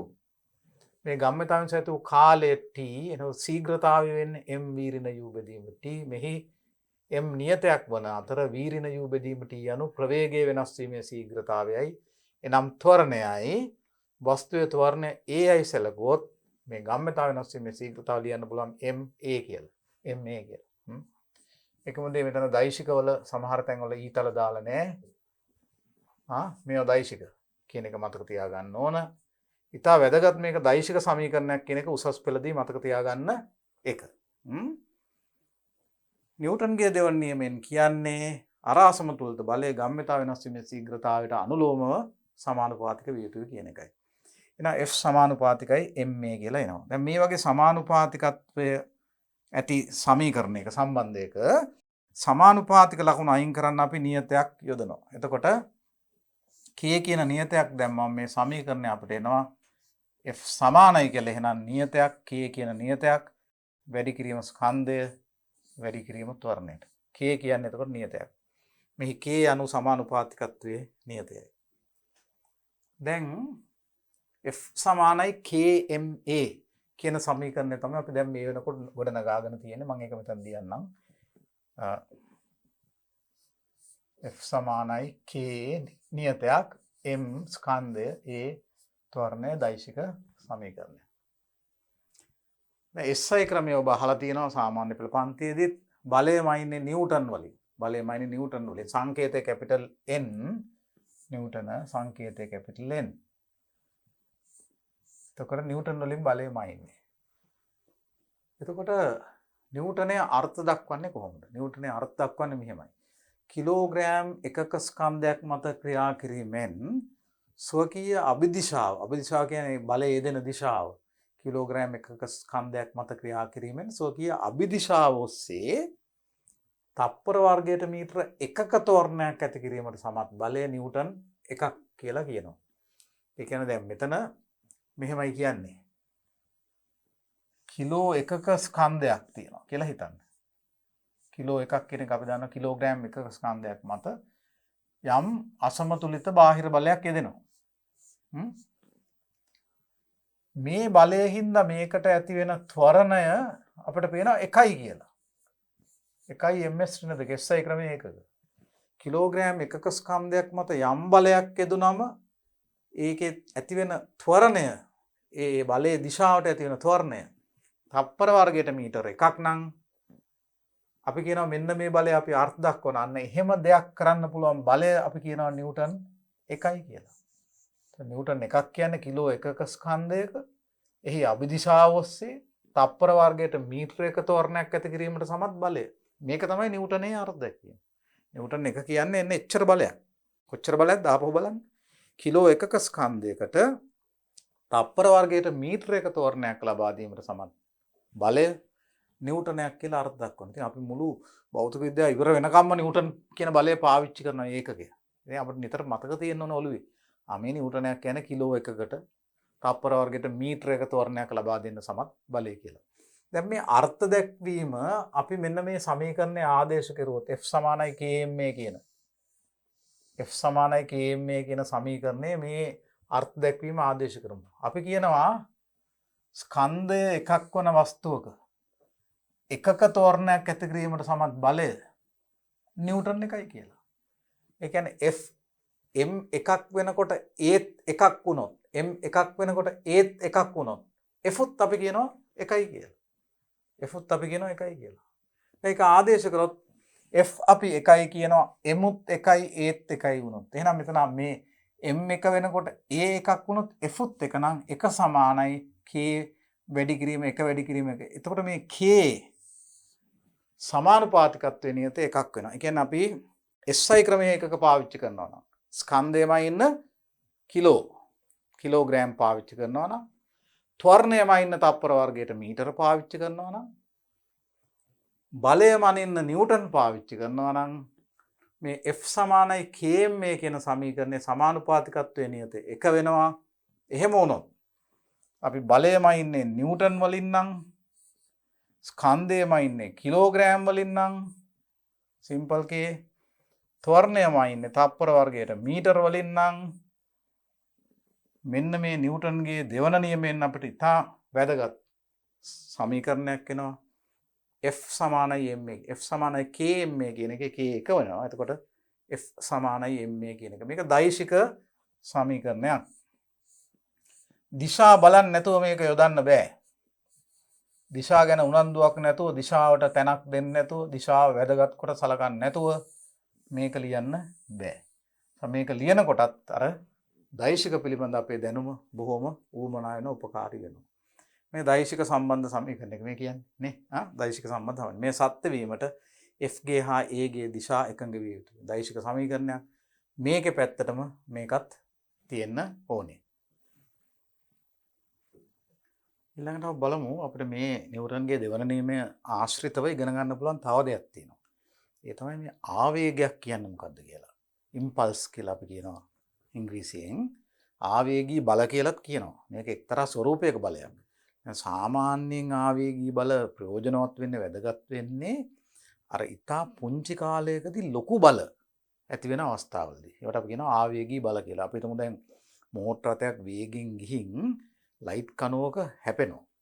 ඒ හැපුණම අර වේගය ඉතා පොඩි කාලයකදී බිඳුව වෙනවනේ, නවතිනවනේ.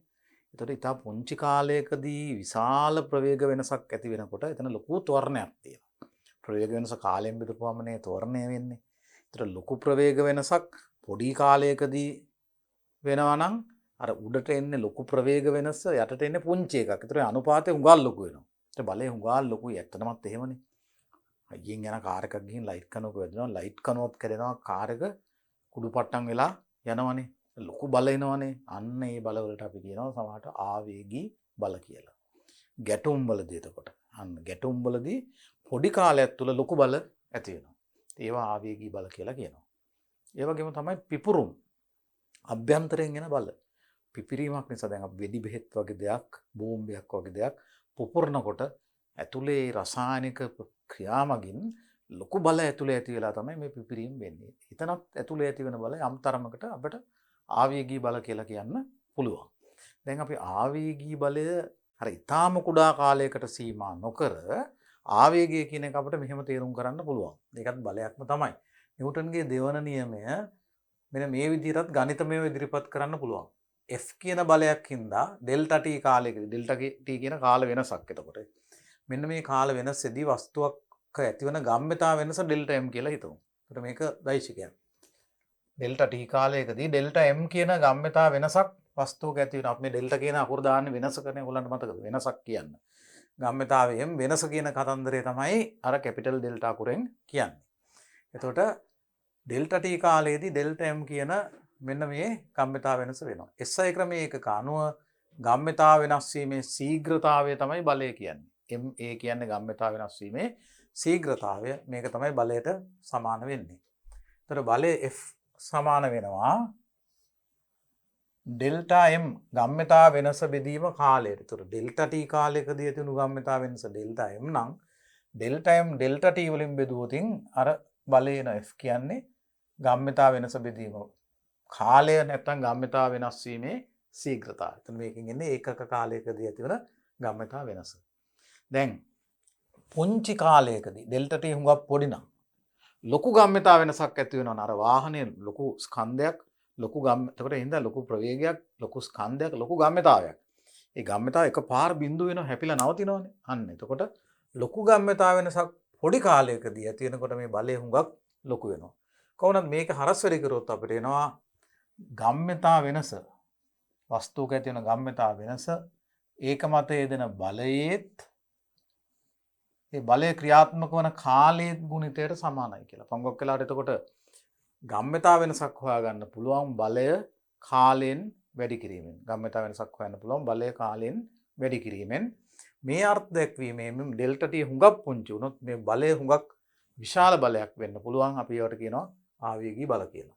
වස්තුවක් මත F බලයක් T කාලයක් ක්‍රියා කිරීමේදී ඇතිවන ගම්‍යතා වෙනස එම බලය මත බලය ක්‍රියා කළ කාලයේත් ගුණිතයට සමාන බව මේන් කියවේ. එතකොට බලය කාලයෙන් වැඩි කරපුවම බලය කාලයෙන් වැඩි කරපුවම එම කාලය තුල එම බලය නිසා එකී වස්තුවේ ඇතිවන ගම්‍යතා වෙනස අපිට හොයාගන්න පුළුවන්. එතකොට ගම්‍යතා වෙනස කියන්නේ බලය වැඩි කිරීම කාලය. යම් කාලයකදී ඇති වූ ගම්‍යතා වෙනස ගන්න පුළුවන් එම කාලය තුල වස්තුව මත යෙදුණු බලයම කාලයෙන් ගුණ කිරීමෙන්. එතකොට ගැටීම් පිපිරීම ආදී ක්‍රියාවන්හිදී විශාල බල කුඩා කාලයක් තුල ක්‍රියාත්මක වන බව අපි දනිමු. මෙවැනි විශාල බල ආවේගී බල නම් වේ. එතකොට ඒකත් ඒ විදිහටම කියනවා. එතකොට ඒ වගේ වෙලාවක අපි මේ F කියන බලයක් ඩෙල්ටා T කාලයකදී ක්‍රියා කළොත් ඇතිවන ආවේගය මේ බලය ආවේගී බලය කියනවා. ආවේගය කියලා කියන්නේ මේ ගම්‍යතා ඇති වෙන වෙනස. මේ ගම්‍යතා වෙනස ලොකු බලයක් පොඩි කාලයකදී ක්‍රියා කළොත් ඇතිවන ආවේගය කියලා ගන්න මෙන්න මේ ඩෙල්ටා M වලට. ඒ කියන්නේ F වැඩි කිරීම ඩෙල්ටා T වලටයි ගන්න. ඒතර ඒකත් අපි වෙනම මතක තියාගන්න ඕන. ආවේගය කියන්නේත් ආපහු පොඩි කාලයකදී ඇතිවන ගම්‍යතා වෙනසකට අපි කියනවා ආවේගයක් කියලා. දැන් වස්තුවක් මත යම් කාලයක් තුල ක්‍රියාත්මක වන බලයකින් වස්තුවේ ඇතිවන ගම්‍යතා වෙනස නම් ආවේගය එම කාලය හා බලය අතර අඳුනු ලබන ප්‍රස්ථාරය යටතේ ඇති ක්ෂේත්‍රඵලයට සමාන වෙනවා. ඒක කොහොමද එහෙම වෙන්නේ? අර කියපු දේම තමයි මේකෙන් එන්නේ. අපි කාලය එක පැත්තකටත් වස්තුවක් මත ඒ කාලය පුරා යෙදෙන බලය අනිත් අක්ෂයේත් අපි ගමුකෝ. මේක විදිහට නම් බලය බිඳුවෙන් පටන් අරන් එන්න වැඩි වෙලා ඊට පස්සේ බලය ඒකාකාරව තියෙනවා. දැන් මෙතන මේ තියෙන කාලය සමග බලය වෙනස් වීම පෙන්වන ප්‍රස්ථාරයක්. මේ ප්‍රස්ථාරය අපි පුංචි කාලයක් ගත්තොත් ඩෙල්ටා T කියන. මේ තියෙන්නේ බලය මේ පැත්තේ තියෙන බලය F මේ තියෙන ඩෙල්ටා T කියන කාලය. එතකොට අපි මේ ඩෙල්ටා T කියන පුංචි කාලය යටතේ තියෙන මෙන්න මේ ක්ෂේත්‍රඵලය ගත්තාම මේකේ මේ ක්ෂේත්‍රඵලය ගත්තාම මෙතන නම් පොඩි ඍජු කෝණාශ්‍රයක් තියෙන්නේ. මොකද්ද මේ ඍජු කෝණාශ්‍රයෙන් එන්නේ? මේ F මේ උස මේ ඍජු කෝණාශ්‍රය එක පාදයක් වෙන්නේ F අනෙක් පාදයේ වෙන්නේ ඩෙල්ටා T. එතකොට බලය වැඩි කිරීම කාලය මේකෙන් එන්නේ එම කාලය තුල ඇති වුණු ගම්‍යතා වෙනස නැත්තම් ආවේගය. එතකොට අපි මේට වැඩි කාලයක් ගත්තොත් අපි T කියන ලොකු කාලයක් ගත්තොත් ඔයගලන්ට පේනවා ඒ කාලයේදී ඇතිවන මුළු ගම්‍යතා වෙනස ගන්න මේ මුළු ක්ෂේත්‍රඵලය ගන්න ඕනේ. ඒ අනුව අපිට කෙටි ප්‍රශ්න ආදීෙහිදී ඉතා වැදගත් වන තව දැනුමක් අපිට මෙතනින් එනවා අපි මතක තියාගන්න ඕන. අපිට ප්‍රස්ථාරයක් දුන්නොත් කාලය සමග වස්තුවක් මත යෙදෙන බලයේ විචලනය කොහොමද බලයක් වෙනස් වෙන්නේ කාලය සමග? නියතව තියනවාද? එන්න වැඩි වෙනවද? එන්න අඩු වෙනවද? මේ හැඩය මොකක් වුණත් කමක් නැහැ. ඒ ප්‍රස්ථාරය යටතේ ඇති ක්ෂේත්‍රඵලයෙන් ගන්න පුළුවන් ඒ යම් කාලයක් තුල ඇතිවන ගම්‍යතා වෙනස නැත්නම් ආවේගය කියන එකයි මේකෙන් කියන්නේ. ඒකට ඒ අනුව මේ මුළු කාලයේදී ඇතිවන ගම්‍යතා වෙනස නැත්නම් ආවේගය අපිට ගන්න පුළුවන් මේ මුළු ක්ෂේත්‍රඵලය කියලා. මේ වගේ පුංචි ට්‍රැපීසියම් වල ත්‍රිකෝණ වල මේ ක්ෂේත්‍රඵල වල එකතුව ගත්තොත් මුළු ගම්‍යතා වෙනස මුළු ආවේගය වෙනවා. ඒ නිසා මතක තියාගන්න ඕනේ මොකද්ද? කාලය හා බලය අතර ප්‍රස්ථාරය යටතේ ඇති ක්ෂේත්‍රඵලයෙන් ගම්‍යතා වෙනස නැත්නම් ආවේගය නිරූපණය වන බවයි. ඒවා ඉතින් කෙටි ප්‍රශ්න ආදීදී එනවා. දැන් මෙන්න මේකත් අපි දැන් මේ අපිට ගැටලු හදනකොට විශේෂයෙන් නිව්ටන්ගේ නියම දාලා ගැටලු හදනකොට විශේෂයෙන් දෙවන නියමය දාලා අපි මේ යම් වස්තුවක් තෝරගන්න ඕනේ. මේ අපි කතා කරන දේවල් නියම ගැන කියන්නේ යම් වස්තුවක් මත යෙදෙන සංප්‍රයුක්ත බාහිර බලය බිඳුව නම් තමයි අපි කියන්නේ ඒක එක්කෝ ඒකාකාර ප්‍රවේගයෙන් යන්න ඕනේ නැත්නම් නිශ්චලව තියෙන්න ඕනේ කියලා. යම් වස්තුවක් නේ. අපි කතා කරන්නේ වස්තු ගැන. දැන් මේ වස්තුවක් කියන එක මොකක්ද කියන එක හිතලා බැලුවොත් හැම වස්තුවක්ම අන්තිමේ පද්ධතියක්. සිස්ටම් එකක්. අපි සිස්ටම් එකක් පද්ධතියක්. ඒ වගේම හැම පද්ධතියක්ම තනි වස්තුවක් කියලා ඕනනම් අපිට ගන්න පුළුවන් අභිමතය පරිදි. මම මෙන්න මේක චුට්ටක් තේරුම් කරන්න යන්නේ. මොකද මේ අවබෝධය අපිට ඕන වෙනවා යම් යම් කටයුතු වලදී මේ F සමාන ma කියන සමීකරණය පාවිච්චි කරනකොට. අපි ගමුකෝ දැන් ඕනම වස්තුවක් හැදලා තියෙන තව පොඩි කෑලි වලින්. එතකොට දැන් අපි ගත්තොත් මෙන්න මේ පෑන බලන්නකෝ. මේකේ මෙතන බිල්ලක් තියෙනවා. මේ හරිය තව ප්ලාස්ටික් කෑල්ලක් තියෙනවා. මේක කෙලවරේ මේ ෆෙල්ට් වගේ දෙයකින් හැදුණු තුඩක් තියෙනවා මේකේ ලියන්න. අන්න.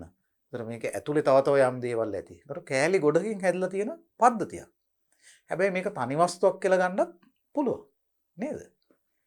ඒ වගේ තමයි අපි දැන් මගේ ශරීරය ගත්තොත් ඕනනම් මගේ මුළු ශරීරය තනි වස්තුවක් කියලා ගන්නත් පුළුවන්. මේක මේ කෑල්ලක් අරගෙන ඒකත් වස්තුවක් විදිහට ගන්නත් පුළුවන්. මේක හැදිලා තියෙන පද්ධති ගොඩකින් ඇත්තටම. ශෝෂණ පද්ධතිය තියෙනවා, රුධිර සංසරණ පද්ධතිය තියෙනවා නේද? මේ වගේ ගොඩක් පද්ධති එකතු වෙලා තමයි මේක හැදිලා තියෙන්නේ. ඒවත් පද්ධති. පද්ධති එකතු වෙලා තවත් පද්ධති හැදෙනවා. එහෙම නේද? ඒවා එකතු වෙලා ඊට ලොකු පද්ධති හැදෙනවා. ඒකට එකාතින් බලනකොට හැම දෙයක්ම පද්ධතියක්. හැම පද්ධතියක්ම තනි දෙයක් විදිහට ගන්නත් පුළුවන්. ඒත් පටලවා ගන්න එපා. නිව්ටන්ගේ නියමය දාන වස්තුවක් කියන එක මේ නිකන් පෙනුමට පේන තනි වස්තුවක්ම නොවෙන්නත් පුළුවන්. වස්තු කීපයක් එකතු වුණත් ඒ එකතු වෙලා හැදෙන මුළු එක අපිට ඕන නම් තනි වස්තුවක් විදිහට කියලා ගන්න පුළුවන්. මොකද එතකොට ඒකෙන් අපි පද්ධතියක් හදා ගන්න ඕන එකතු කරලා. හැම තනි වස්තුවක්ම හැදලා තියෙන පද්ධතිය එකතු වෙලා නම් අපිට අනිත් අතට නිකන් තනි වස්තු වගේ පේන දේවල් එකතු කරලා පද්ධතියක් හදා ගන්න පුළුවන්. දැන් ඕනනම් අපිට මුළු පෘථුවිය අරගෙන මේකට නිව්ටන්ගේ සමීකරණ ලියන්න පුළුවන්. F සමානයි ma කියලා. ඉතින් පෘථුවිය තන එක කොච්චර දේවල් එකතු කරලා හැදලා තියෙන්නේ නේ? අන්න ඒ වගේ. ඒක තමයි මේ මෙතන හුඟක් ලොකු වාක්‍ය වලින් කියන්න හදන්නේ. වස්තුවකත් පද්ධතියකත් ඇති වෙනස කුමක්ද? සැබවින්ම එවැනි වෙනසක් ඇද්ද? තියෙනවද එහෙම වෙනසක්? සාමාන්‍ය යාන්ත්‍ර විද්‍යාවේ අපි සලකන ඕනෑම වස්තුවක් ගැඹුරින් සිතා බැලුව විට තව කොටස් ගණනාවකින් සෑදී ඇති පද්ධතියක් බව පැහැදිලි වේ. මේ අනුව තව දුරටත් නොබිදිය හැකි කුඩාම අංශුවක් ඇතිනම් හැරෙන්නට. එහෙම කුඩාම අංශුවක් තියනවද කියන එක ආපහු ප්‍රශ්නයක් වෙනවා. එහෙම තියෙනවා නම් ඇරෙන්න. ඒක තවත් කඩන්න බැයි නම් අපිට අන්න ඒක තනි වස්තුවක් කියලා ගන්න පුළුවනි. එහෙම එකක් තියෙනවා නම් නේද? ඒක නෙමෙයි ප්‍රශ්නේ. එහෙම එකක් ඇරෙන්න අනිත් සියලුම පද්ධතීන් අනිත් සියල්ල පද්ධතීන් බව පැහැදිලි. අනිත් ඔක්කොම ඒවා පද්ධති. අණු වලින් හැදිච්ච පද්ධති, පරමාණු වලින් හැදිච්ච පද්ධති. පරමාණු කියන්නේ උපපරමාණුක අංශ වලින් හැදිච්ච පද්ධති. ඔහොම එනකොට එහෙනම් හැම එකම පද්ධතියක්. එහෙනම් පද්ධතියකට වස්තුවක් තනි වස්තුවක් කියලා ගන්න පුළුවන් නම් ඔය තනි වස්තු කියලා තියෙන ඒවා කීපයක් එකතු කරලා ඒකටත් තනි වස්තුවක් කියලා කියන එකේ වැරද්දක් නැහැ කියන එකයි මම මේ කියන්නේ. එහෙම හිතන්න වෙනවා. අපි ඉහළට ඉගෙන ගන්නකොට මේ දේවල් හරි කියලා උඩ තේරෙන්න ඕනේ. උදාහරණ වශයෙන් මේ පෑන තේරෙනවා ඒක කොටස් කීපයකින් හැදිලා තියෙන්නේ. අන්න එහෙම මේක මේ කියන්නේ. එතකොට ප්ලාස්ටික් වලින් හැදිලා තියෙන තනි වස්තුවක් කියලා හිතුවත් ඒක හැදිලා තියෙන අණු වලින් මේකේ විල්ලත් පද්ධතියක් එහෙම මේ ඒ ගැන තමයි අපි කියන්නේ. අපේ ශරීරය ගත්තොත් ඒත් පද්ධති ගොඩක එකතුවක් කියන එකයි මෙතනින් කියන්නේ. මේ අනුව භෞතික විද්‍යාවේදී අප තෝරා ගන්නා සෑම වස්තුවක්ම පද්ධතියක්. එමෙන්ම ඕනෑම පද්ධතියක් තනි වස්තුවක් ලෙසද සැලකිය හැකියි. අන්න ඒක තමයි මම හිතනවා ඔබට දැන් මේක තේරෙනවා ඇති කියලා. ගැටලුවකදී එම ගැටලුවට අදාළ සුදුසුම පද්ධතිය තෝරා ගැනීම ඔබගේ හපංකමයි. ගැටලුවක් දුන්නාම ඔයගලන්ට පෙනේ කෑලි ගොඩක් තියෙන්න පුළුවන් ඒකේ. කෑලි කීපයක් එකතු කරගෙන ගාන හදන්න පුළුවන් විදිහට බුද්ධිමත්ව පද්ධතියක් වුණත් අපිට ගන්න පුළුවන්. ඒ කියන්නේ තනි වස්තු වගේ පේන කොටස් කීපයක් එකතු කරගෙන ඒ එකතුව අපිට තනි වස්තුවක් කියලා අරගෙන ඒකට නිව්ටන්ගේ නියම යොදන්න පුළුවන්. එක් වස්තුවක් හෝ වස්තු කීපයක් එකතු කර අභිමතය පරිදි තමුන්ගේ පද්ධතිය හදා ගන්න පුළුවන්. එවැනි පද්ධතියක් තෝරාගත් පසු එය තනි වස්තුවක් ලෙස හිතන්න පුරුදු වෙන්න ඕන. මක් නිසාදයක් සෑම වස්තුවක්ම පද්ධතියක් පමණි. මෙසේ යම් පද්ධතියක් තෝරාගත් පසු එම පද්ධතියෙන් පිටස්තර සමීපව ඇති සියලු දේ එහි පරිසරය ලෙස සැලකිය හැකියි. එතකොට වස්තු කීපයක් තිබුණත් මොනවා තිබුණත් අපි දැන් එක වස්තුවක් හරි වස්තු කීපයක් එකතු කළා හරි අපේ අභිමතයේ තියෙන වස්තුව හදාගත්තට පස්සේ එතනින් ඔබ්බෙහි තියෙන අනිත් සියලු දේවල්ම ඒකේ පරිසරය හැටියට ගන්නවා. එතකොට වස්තුවක්කුයි පරිසරයකුයි තියෙන්න ඕනේ මේ කතා කරන දේදී. වස්තුව පද්ධතියක් වෙන්න පුළුවන්. එහෙම කිව්වොත් අපි කියන්න පුළුවන් පද්ධතියකුයි පරිසරයකුයි තියෙන්න පුළුවන්. දැන් මෙතන කියන්නේ දැන් මෙන්න මෙහෙම පද්ධතියක් අපි මොකක් හරි පද්ධතියක් තෝරගත්ත කියමුකෝ. මොකක් හරි පද්ධතියක් තෝරගත්ත කියමුකෝ. මෙන්න මේ විදිය. දැන් මෙහෙම වස්තුවක් තියෙනවා. මේකත් එක හේතු වෙලා දෙන තවත් මොකක් හරි දෙයක් තියෙනවා. මේ ඔක්කොම තව මෙහෙම මේසයක් උඩ තියලා තියෙනවා. මේක මේසයක් තියෙනවා. දැන් මෙහෙම තියෙනකොට අපි අපේ පද්ධතිය විදිහට මෙන්න මේක විතරක් තෝරගත්තා කියලා හිතමු. අපේ පද්ධතිය විදිහට අපි තෝරගන්නවා කියලා හිතන්න.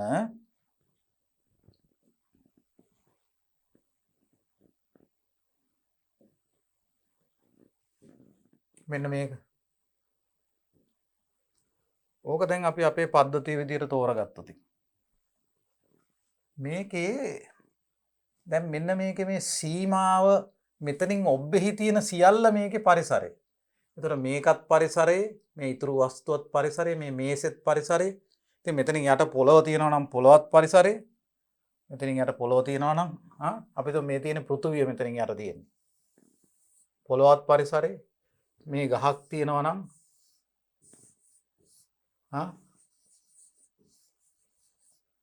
මේ ගහත් පරිසරේ, මේ ඉතුරු ඔක්කොම පරිසරේ. එතකොට මේක තමයි අපේ උනන්දුව තියෙන පද්ධතිය. මේ පද්ධතිය පරිසරයෙන් වෙන්වන සීමාව බවුන්ඩරි එක මෙන්න මෙතන. එතකොට බවුන්ඩරි එක තමයි මෙන්න මේ පෘෂ්ඨය. මේ පෘෂ්ඨය මේක වටේ මම මේ ආපහු අඳින මෙන්න මේ පෘෂ්ඨය තමයි බවුන්ඩරි එක. මේක තමයි බවුන්ඩරි එක. මේකෙන් ඔබ්බෙහි තියෙන සියල්ල පරිසරය. මේක තමයි අපේ උනන්දුව තියෙන වස්තු. එහෙම වෙන්න පුළුවන්. ඕන්නම් අපිට මේ දෙකම එකතු කරලා වස්තුව හදා ගන්න පුළුවන්. එතකොට වස්තුව වෙන්නේ මේ දෙකේ එකතුව, පද්ධතිය වෙන්නේ අන්න ඒ පද්ධතියේ සීමාවෙන් ඔබ්බෙහි තියෙන ඉතුරු සියලු දේ. එතකොට ඒ පද්ධතියේ පරිසරය කියලා ගන්න ඕනේ. අන්න එහෙමයි එන්නේ. එතකොට මෙසේ යම් පද්ධතියක් තෝරාගත් පසු එම පද්ධතියෙන් පිටස්තර සියලුම දේ එහි පරිසරය අපි එන්වයරන්මන්ට් කියනවා ලෙස සැලකිය හැකියි.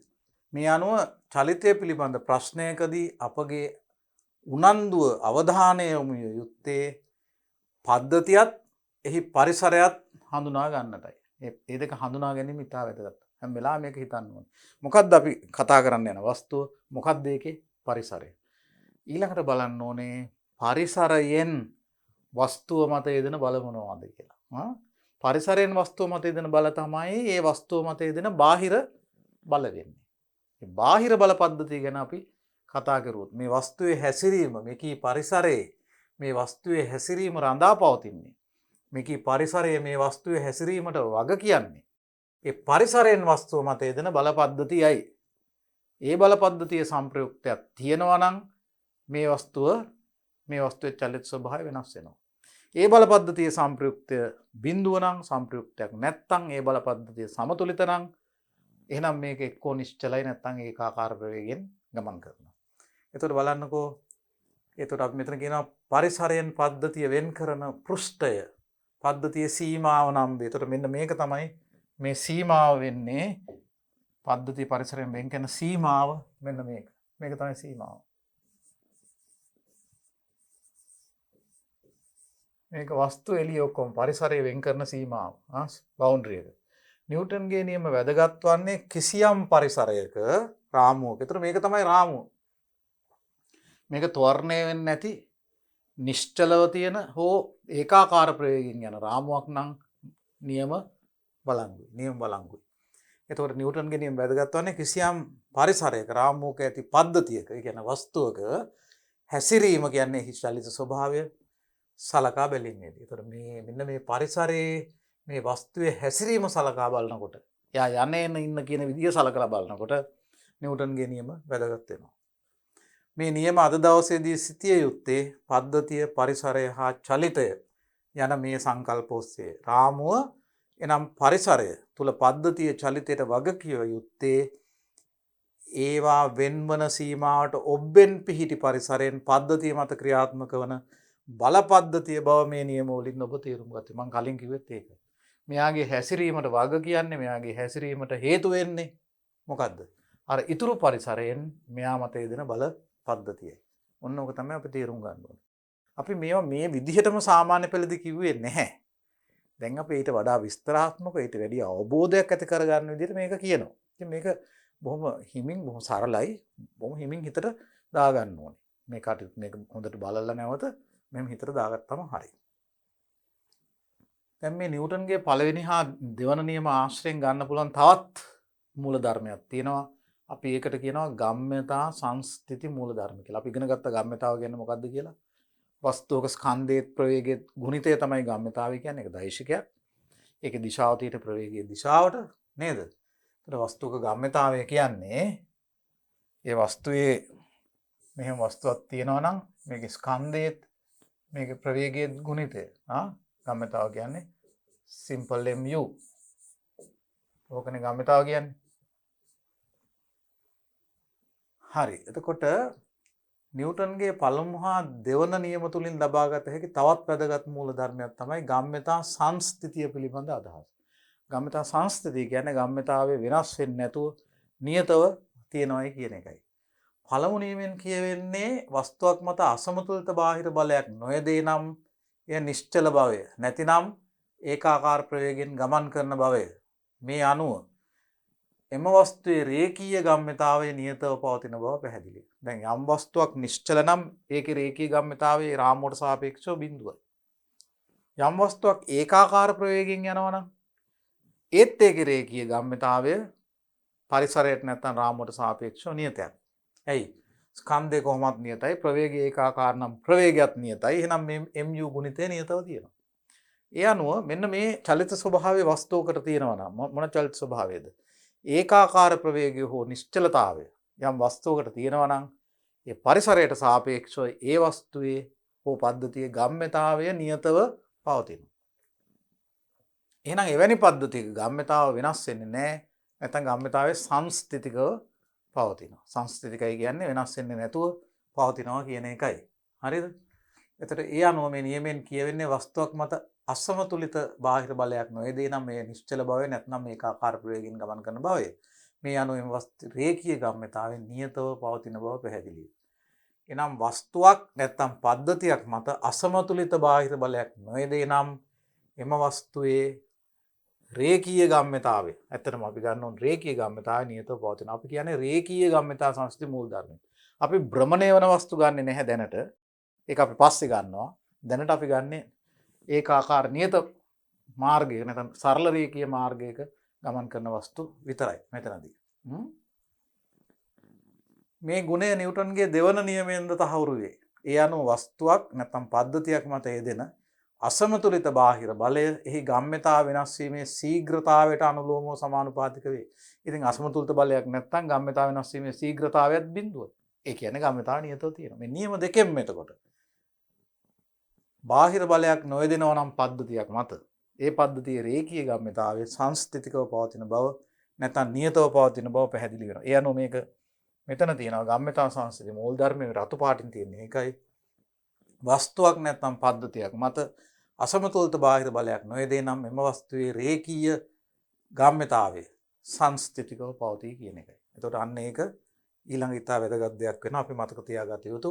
අපි මේ රේඛීය ගම්ම්‍යතා සංස්කෘතික මූල ධර්මයෙන් ගණන් හදන එක වෙනම කොටසක් විදිහට අරගෙන තව ටික දවසකින් යාන්ත්‍ර විද්‍යාව යටතේ ඒ නිසා මේ මූල ධර්මය දැනගෙන ඉන්න එක ඉතා ප්‍රයෝජනවත් වෙනවා මෙතනදී. ඒතර රේඛීය ගම්‍යතා සංස්කෘතික මූල ධර්මයේ උපදින්නේ නිව්ටන්ගේ නියම වල. විශේෂයෙන් පළවෙනි නියම දෙකේ. නිව්ටන්ගේ තුන්වන නියමය. මේක ජනප්‍රිය නියමයක් ඕගොල්ලොත් අහලා ඇති. සෑම ක්‍රියාවකටම සමාන විරුද්ධ ප්‍රතික්‍රියාවක් ඇත කියලා නිව්ටන් කියනවා. හැම ක්‍රියාවකටම සමාන විරුද්ධ ප්‍රතික්‍රියාවක් තියෙනවා කියලා කියනවා. යම්කිසි පද්ධතියක් මත, ඒ කියන්නේ වස්තුවක් මත බලයක් ඇතිවන්නේ පරිසරයේ ඇති වෙනස් වස්තුවකින්. ඕනෑම තනි බලයක් වස්තු දෙකක් අතර ඇතිවන අන්‍යෝන්‍ය අන්තර්ක්‍රියාවක එක් කොටසක් පමණි. අපට පරීක්ෂණාත්මකව දැනගත හැකි දෙයක් නම් මේ බල විශාලත්වයෙන් සමාන නමුත් දිශාවෙන් ප්‍රතිවිරුද්ධ බවයි. මේ අනුව බල උපදින්නේ යුගල වශයෙන්ය.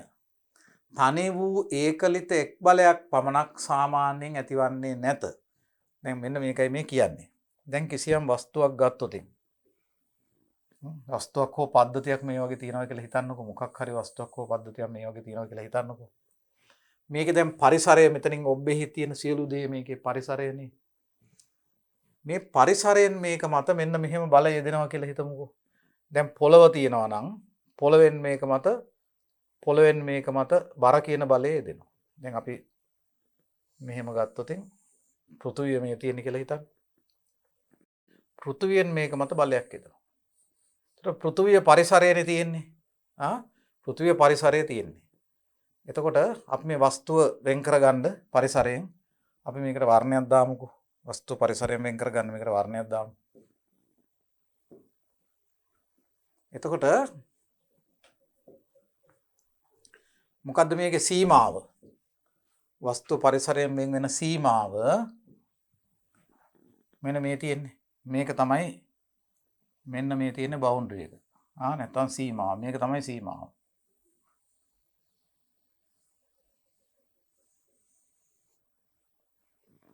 එතකොට දැන් අපි හිතමු පරිසරයෙන් මේක මත තියෙන බල මොනවාද? මේක එක බලයක් කියලා හිතන්නකො පොළවෙන් ඇති වෙන ගුරුත්වාකර්ෂණ බලය. තව මොකක් හරි වස්තුවක් පරිසරයේ තියෙනවා මේ වගේ මේක හේතු වෙලා තියෙනවා මෙතන. මේ තව දෙයක හේතු වෙලා තියෙනවා. මේ හේතු වෙලා තියෙන තැනින් මේක මත බලයක් එනවා මෙන්න මේ විදිහට. තව බලයක් එනවා ওই විදිහට. මේක පෘථුවිය මත තියෙනවා. මේක තියෙන්නේ පෘථුවිය මත මෙතන මොකක් හරි දෙයක් තියෙනවා මෙතන ඒක උඩ තමයි තියෙන්නේ. එතනනොත් සමහරට බලයක් එන්න පුළුවන්. අපි හිතමු තව කවුරු හරි මේක මේ පැත්තට ලණුවකින් ගැට ගහලා අදිනවා. මේ වගේ ඉතින් ඕන තරම් බල එන්න පුළුවන්. මේ ඔක්කොම බල එන්නේ පරිසරයෙන්. නේ? මෙන්න පරිසරයෙන් එන බල පද්ධතිය. මේ බල පද්ධතිය යටතේ තමයි මෙයා තියෙන්නේ.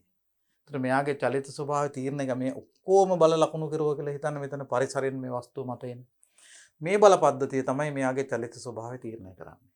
මේ බල පද්ධතිය එකිනෙකා කැපිලා යනවා නම් උදාසීන වෙනවා නම් අන්න එහෙමනම් මේක එක්ක නිශ්චලයි නැත්නම් මේක ඒකාකාර ප්‍රවේගයෙන් ගමන් කරනවා. ඒක තමයි පළවෙනි නියමෙන් කියන්නේ. දැන් මේ ප්‍රතික්‍රියාව හා ක්‍රියාව කියන මෙන්න මේ කතන්දරයේ තේරුම් ගන්න මෙන්න මේක තේරුම් ගන්න ඕනේ. දැන් මේ පරිසරයෙන් වස්තුව මත මේ වගේ බලයක් යෙදෙනවා වගේම මේ හැම බලයකටම සමාන විරුද්ධ බලයක් තියෙනවා.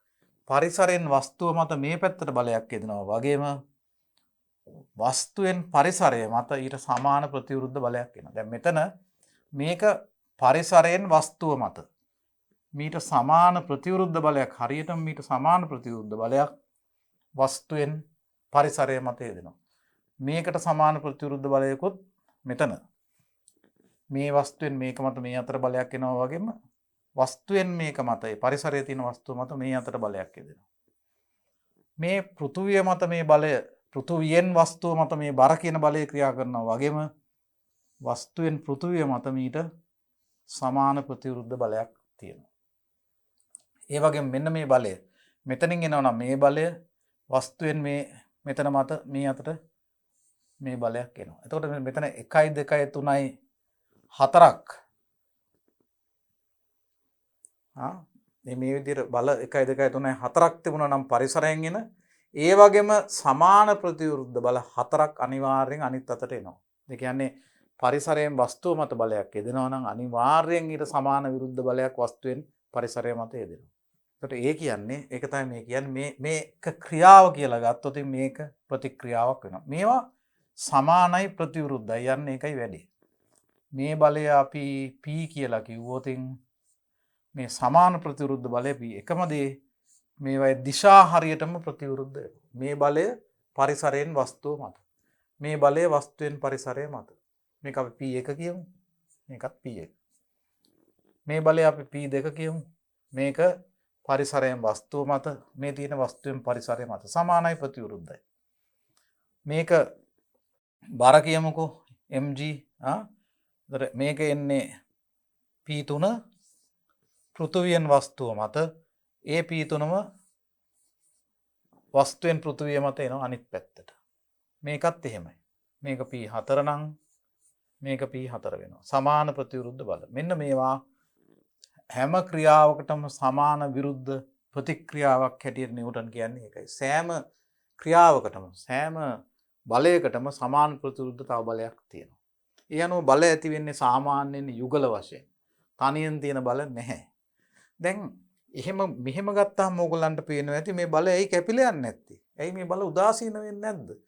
උදාසීන වෙනවා. අපේ පද්ධතිය හැටියට මේ ඔක්කොම ගත්තොත් මේවා උදාසීන වෙලා යන්න පුළුවන්. මේ සේරම අපේ පද්ධතිය නම් නමුත් අපි මේ ඉතුරු ඔක්කොගෙම මේක වෙන් කරලා ගත්තොත් මේ අපි වර්ණයක් දාලා තියෙන එක වෙන් කරලා ගත්තම එයාගේ හැසිරීම ගැන කතා කරනකොට පරිසරයෙන් එයා මත යෙදෙන බල පද්ධතිය ගන්න ඕනේ.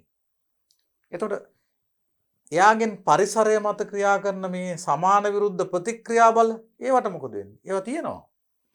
ඒවා යෙදෙන්නේ පරිසරය මත. ඒවා ඕන වෙන්නේ අපි පරිසරයේ හැසිරීම සලකනවා නම්. දැන් ප්‍රශ්නේ තියෙන්නේ අපි සලකන්නේ පරිසරයේ හැසිරීමද වස්තුවේ හැසිරීමද? දැන් අපිට දෙන ප්‍රශ්නයක අපිට දෙන ගැටලුවක අපිට එදිනදා එන ප්‍රායෝගික වැඩකදී අපිට ඕන වෙන්නේ යම් වස්තුවක හැසිරීම. අපි වස්තුව පරිසරයෙන් වෙන් කරගෙන අපි ඔක්කොම මේ හැසිරීම කතා කරන්න බැහැනේ. එක සැරේ.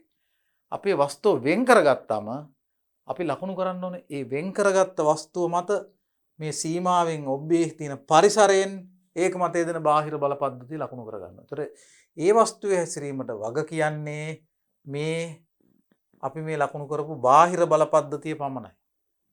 පරිසරය මත එයාගෙන් එන සමාන ප්‍රතිවිරුද්ධ බල ඕන වෙන්නේ ඔයගොල්ලෝගේ උනන්දුව තියෙන පරිසරය ගැන. පරිසරය වෙනම වස්තුවක් විදිහට ගන්නවා නම් ඒක ගන්න ඕනේ. දැන් එහෙම එකක් වෙන්නේ නැහැ නේ මෙතන. අපි උනන්දුව තියෙන වස්තුව මත පරිසරයෙන් යෙදෙන බල විතරයි ගන්න ඕනේ. එහෙනම් හොඳට මතක තියාගන්න. මේ වස්තුව මත පොළොවෙන් බලයක් ඇති වෙනවා. බර කියලා අපි කියන්නේ. ඊට සමාන විරුද්ධ බලයක් මේකෙන් පොළොව මතත් එනවා. අනිත් අතට. ඒ බලේ තියෙනවා. මේක හැසිරීම ගැන අපි හිතනවා නම් මේ බලය ගැන හිතන්න ඕනේ. පොළවේ හැසිරීම ගැන හිතනවා නම් ඇත්තටම අනිත් පැත්තට තියෙන බලය ගන්න වෙනවා. ඒක බොහොම පොඩි බලයක්. පෘථිවිය ගැන වගේ ලොකු වස්තුවක් සැලකීමෙන්. අන්න ඒ විදිහට හැම බලයකටම සමාන ප්‍රතිවිරුද්ධ බලයක් තියෙනවා. ඒක තමයි නිව්ටන් කියන්නේ සෑම ක්‍රියාවකටම සමාන විරුද්ධ ප්‍රතික්‍රියාවක් තියෙනවා කියලා. මෙහෙම බල යුගල බැගින් තිබුණට ඔයගලන්ට පේනවා ඇති යම් වස්තුවක හැසිරීම සැලකීමේදී නිව්ටන්ගේ පළවෙනි නියමයේ එන බල පද්ධතිය බාහිර බල පද්ධතිය කියලා කිව්වේ බාහිර පරිසරයෙන් අර අපි උනන්දුව තියෙන වස්තුව මත යෙදෙන බල පද්ධතිය.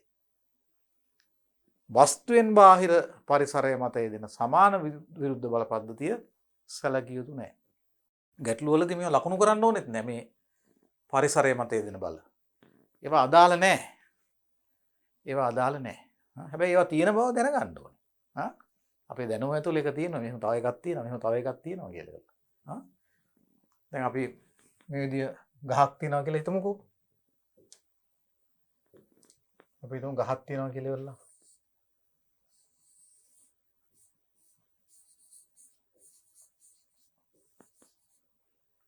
අපි මේක මේ ලණුවක් ගැට ගහලා මේකට ලණුවක් ගැට ගහලා මෙහෙන් අදිනවා කියලා හිතන්නකෝ මේ පැත්තට. අදිනවා. දැන් මේ බලය මේ අදින බලය කවුරු මතද දෙන්නේ? මේ අදින බලය යෙදෙන්නේ මේ ලණුවෙන් මේ ගහ මත. ලණුවෙන් ගහ මත. මීට සමාන විරුද්ධ බලයක් ගහෙන් ලණුව මත යෙදෙනවා. ගහෙන් ලණුව මතත් සමාන විරුද්ධ බලයක් යෙදෙනවා. අන්න ඒකයි මේ කියන්නේ. මීට සමාන විරුද්ධ බලයක් ගහෙන් ලනුව මත මේ අතර යෙදෙනවා. මේ බලය අපි T කිව්වොත් මේකත් T. මෙන්න සෑම ක්‍රියාවකටම සමාන විරුද්ධ ප්‍රතික්‍රියාවක් එනවා. සෑම බලයක්ම තව බලයක් එක්ක උපදිනවා. හැබැයි එක බලයක් යෙදෙන්නේ එක වස්තුවක් මත අනිත් බලය දෙන්නේ තවත් වස්තුවක් මත. මේක මෙන්න මේ බලය එන්නේ ලනුවෙන් ගහ මත. මේ බලය එන්නේ ගහෙන් ලනුව මත. මේක ගන්න ඕන ලනුව ගැන උනන්දුවක් තියෙනවා. මේක ගන්න ඕන ගහ ගැන උනන්දුවක් තියෙනවා. ගස ගැන උනන්දුවක් තියෙනවා නම් ලනුවෙන් ගස මත යෙදෙන බලය බාහිර බලයක් එනවා. අන්න ඒ විදිහට බල තෝරා ගන්න පුළුවන් වෙන්න ඕනේ.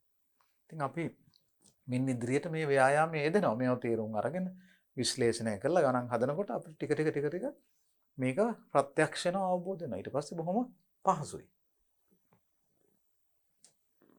ඒතර වස්තු දෙකක් අතර ක්‍රියාත්මක මෙවැනි සමාන ප්‍රතිවිරුද්ධ බල දෙකින් එකක් ක්‍රියාව ලෙස හඳුන්වන්නේ නම් අනික ප්‍රතික්‍රියාව නම් වේ.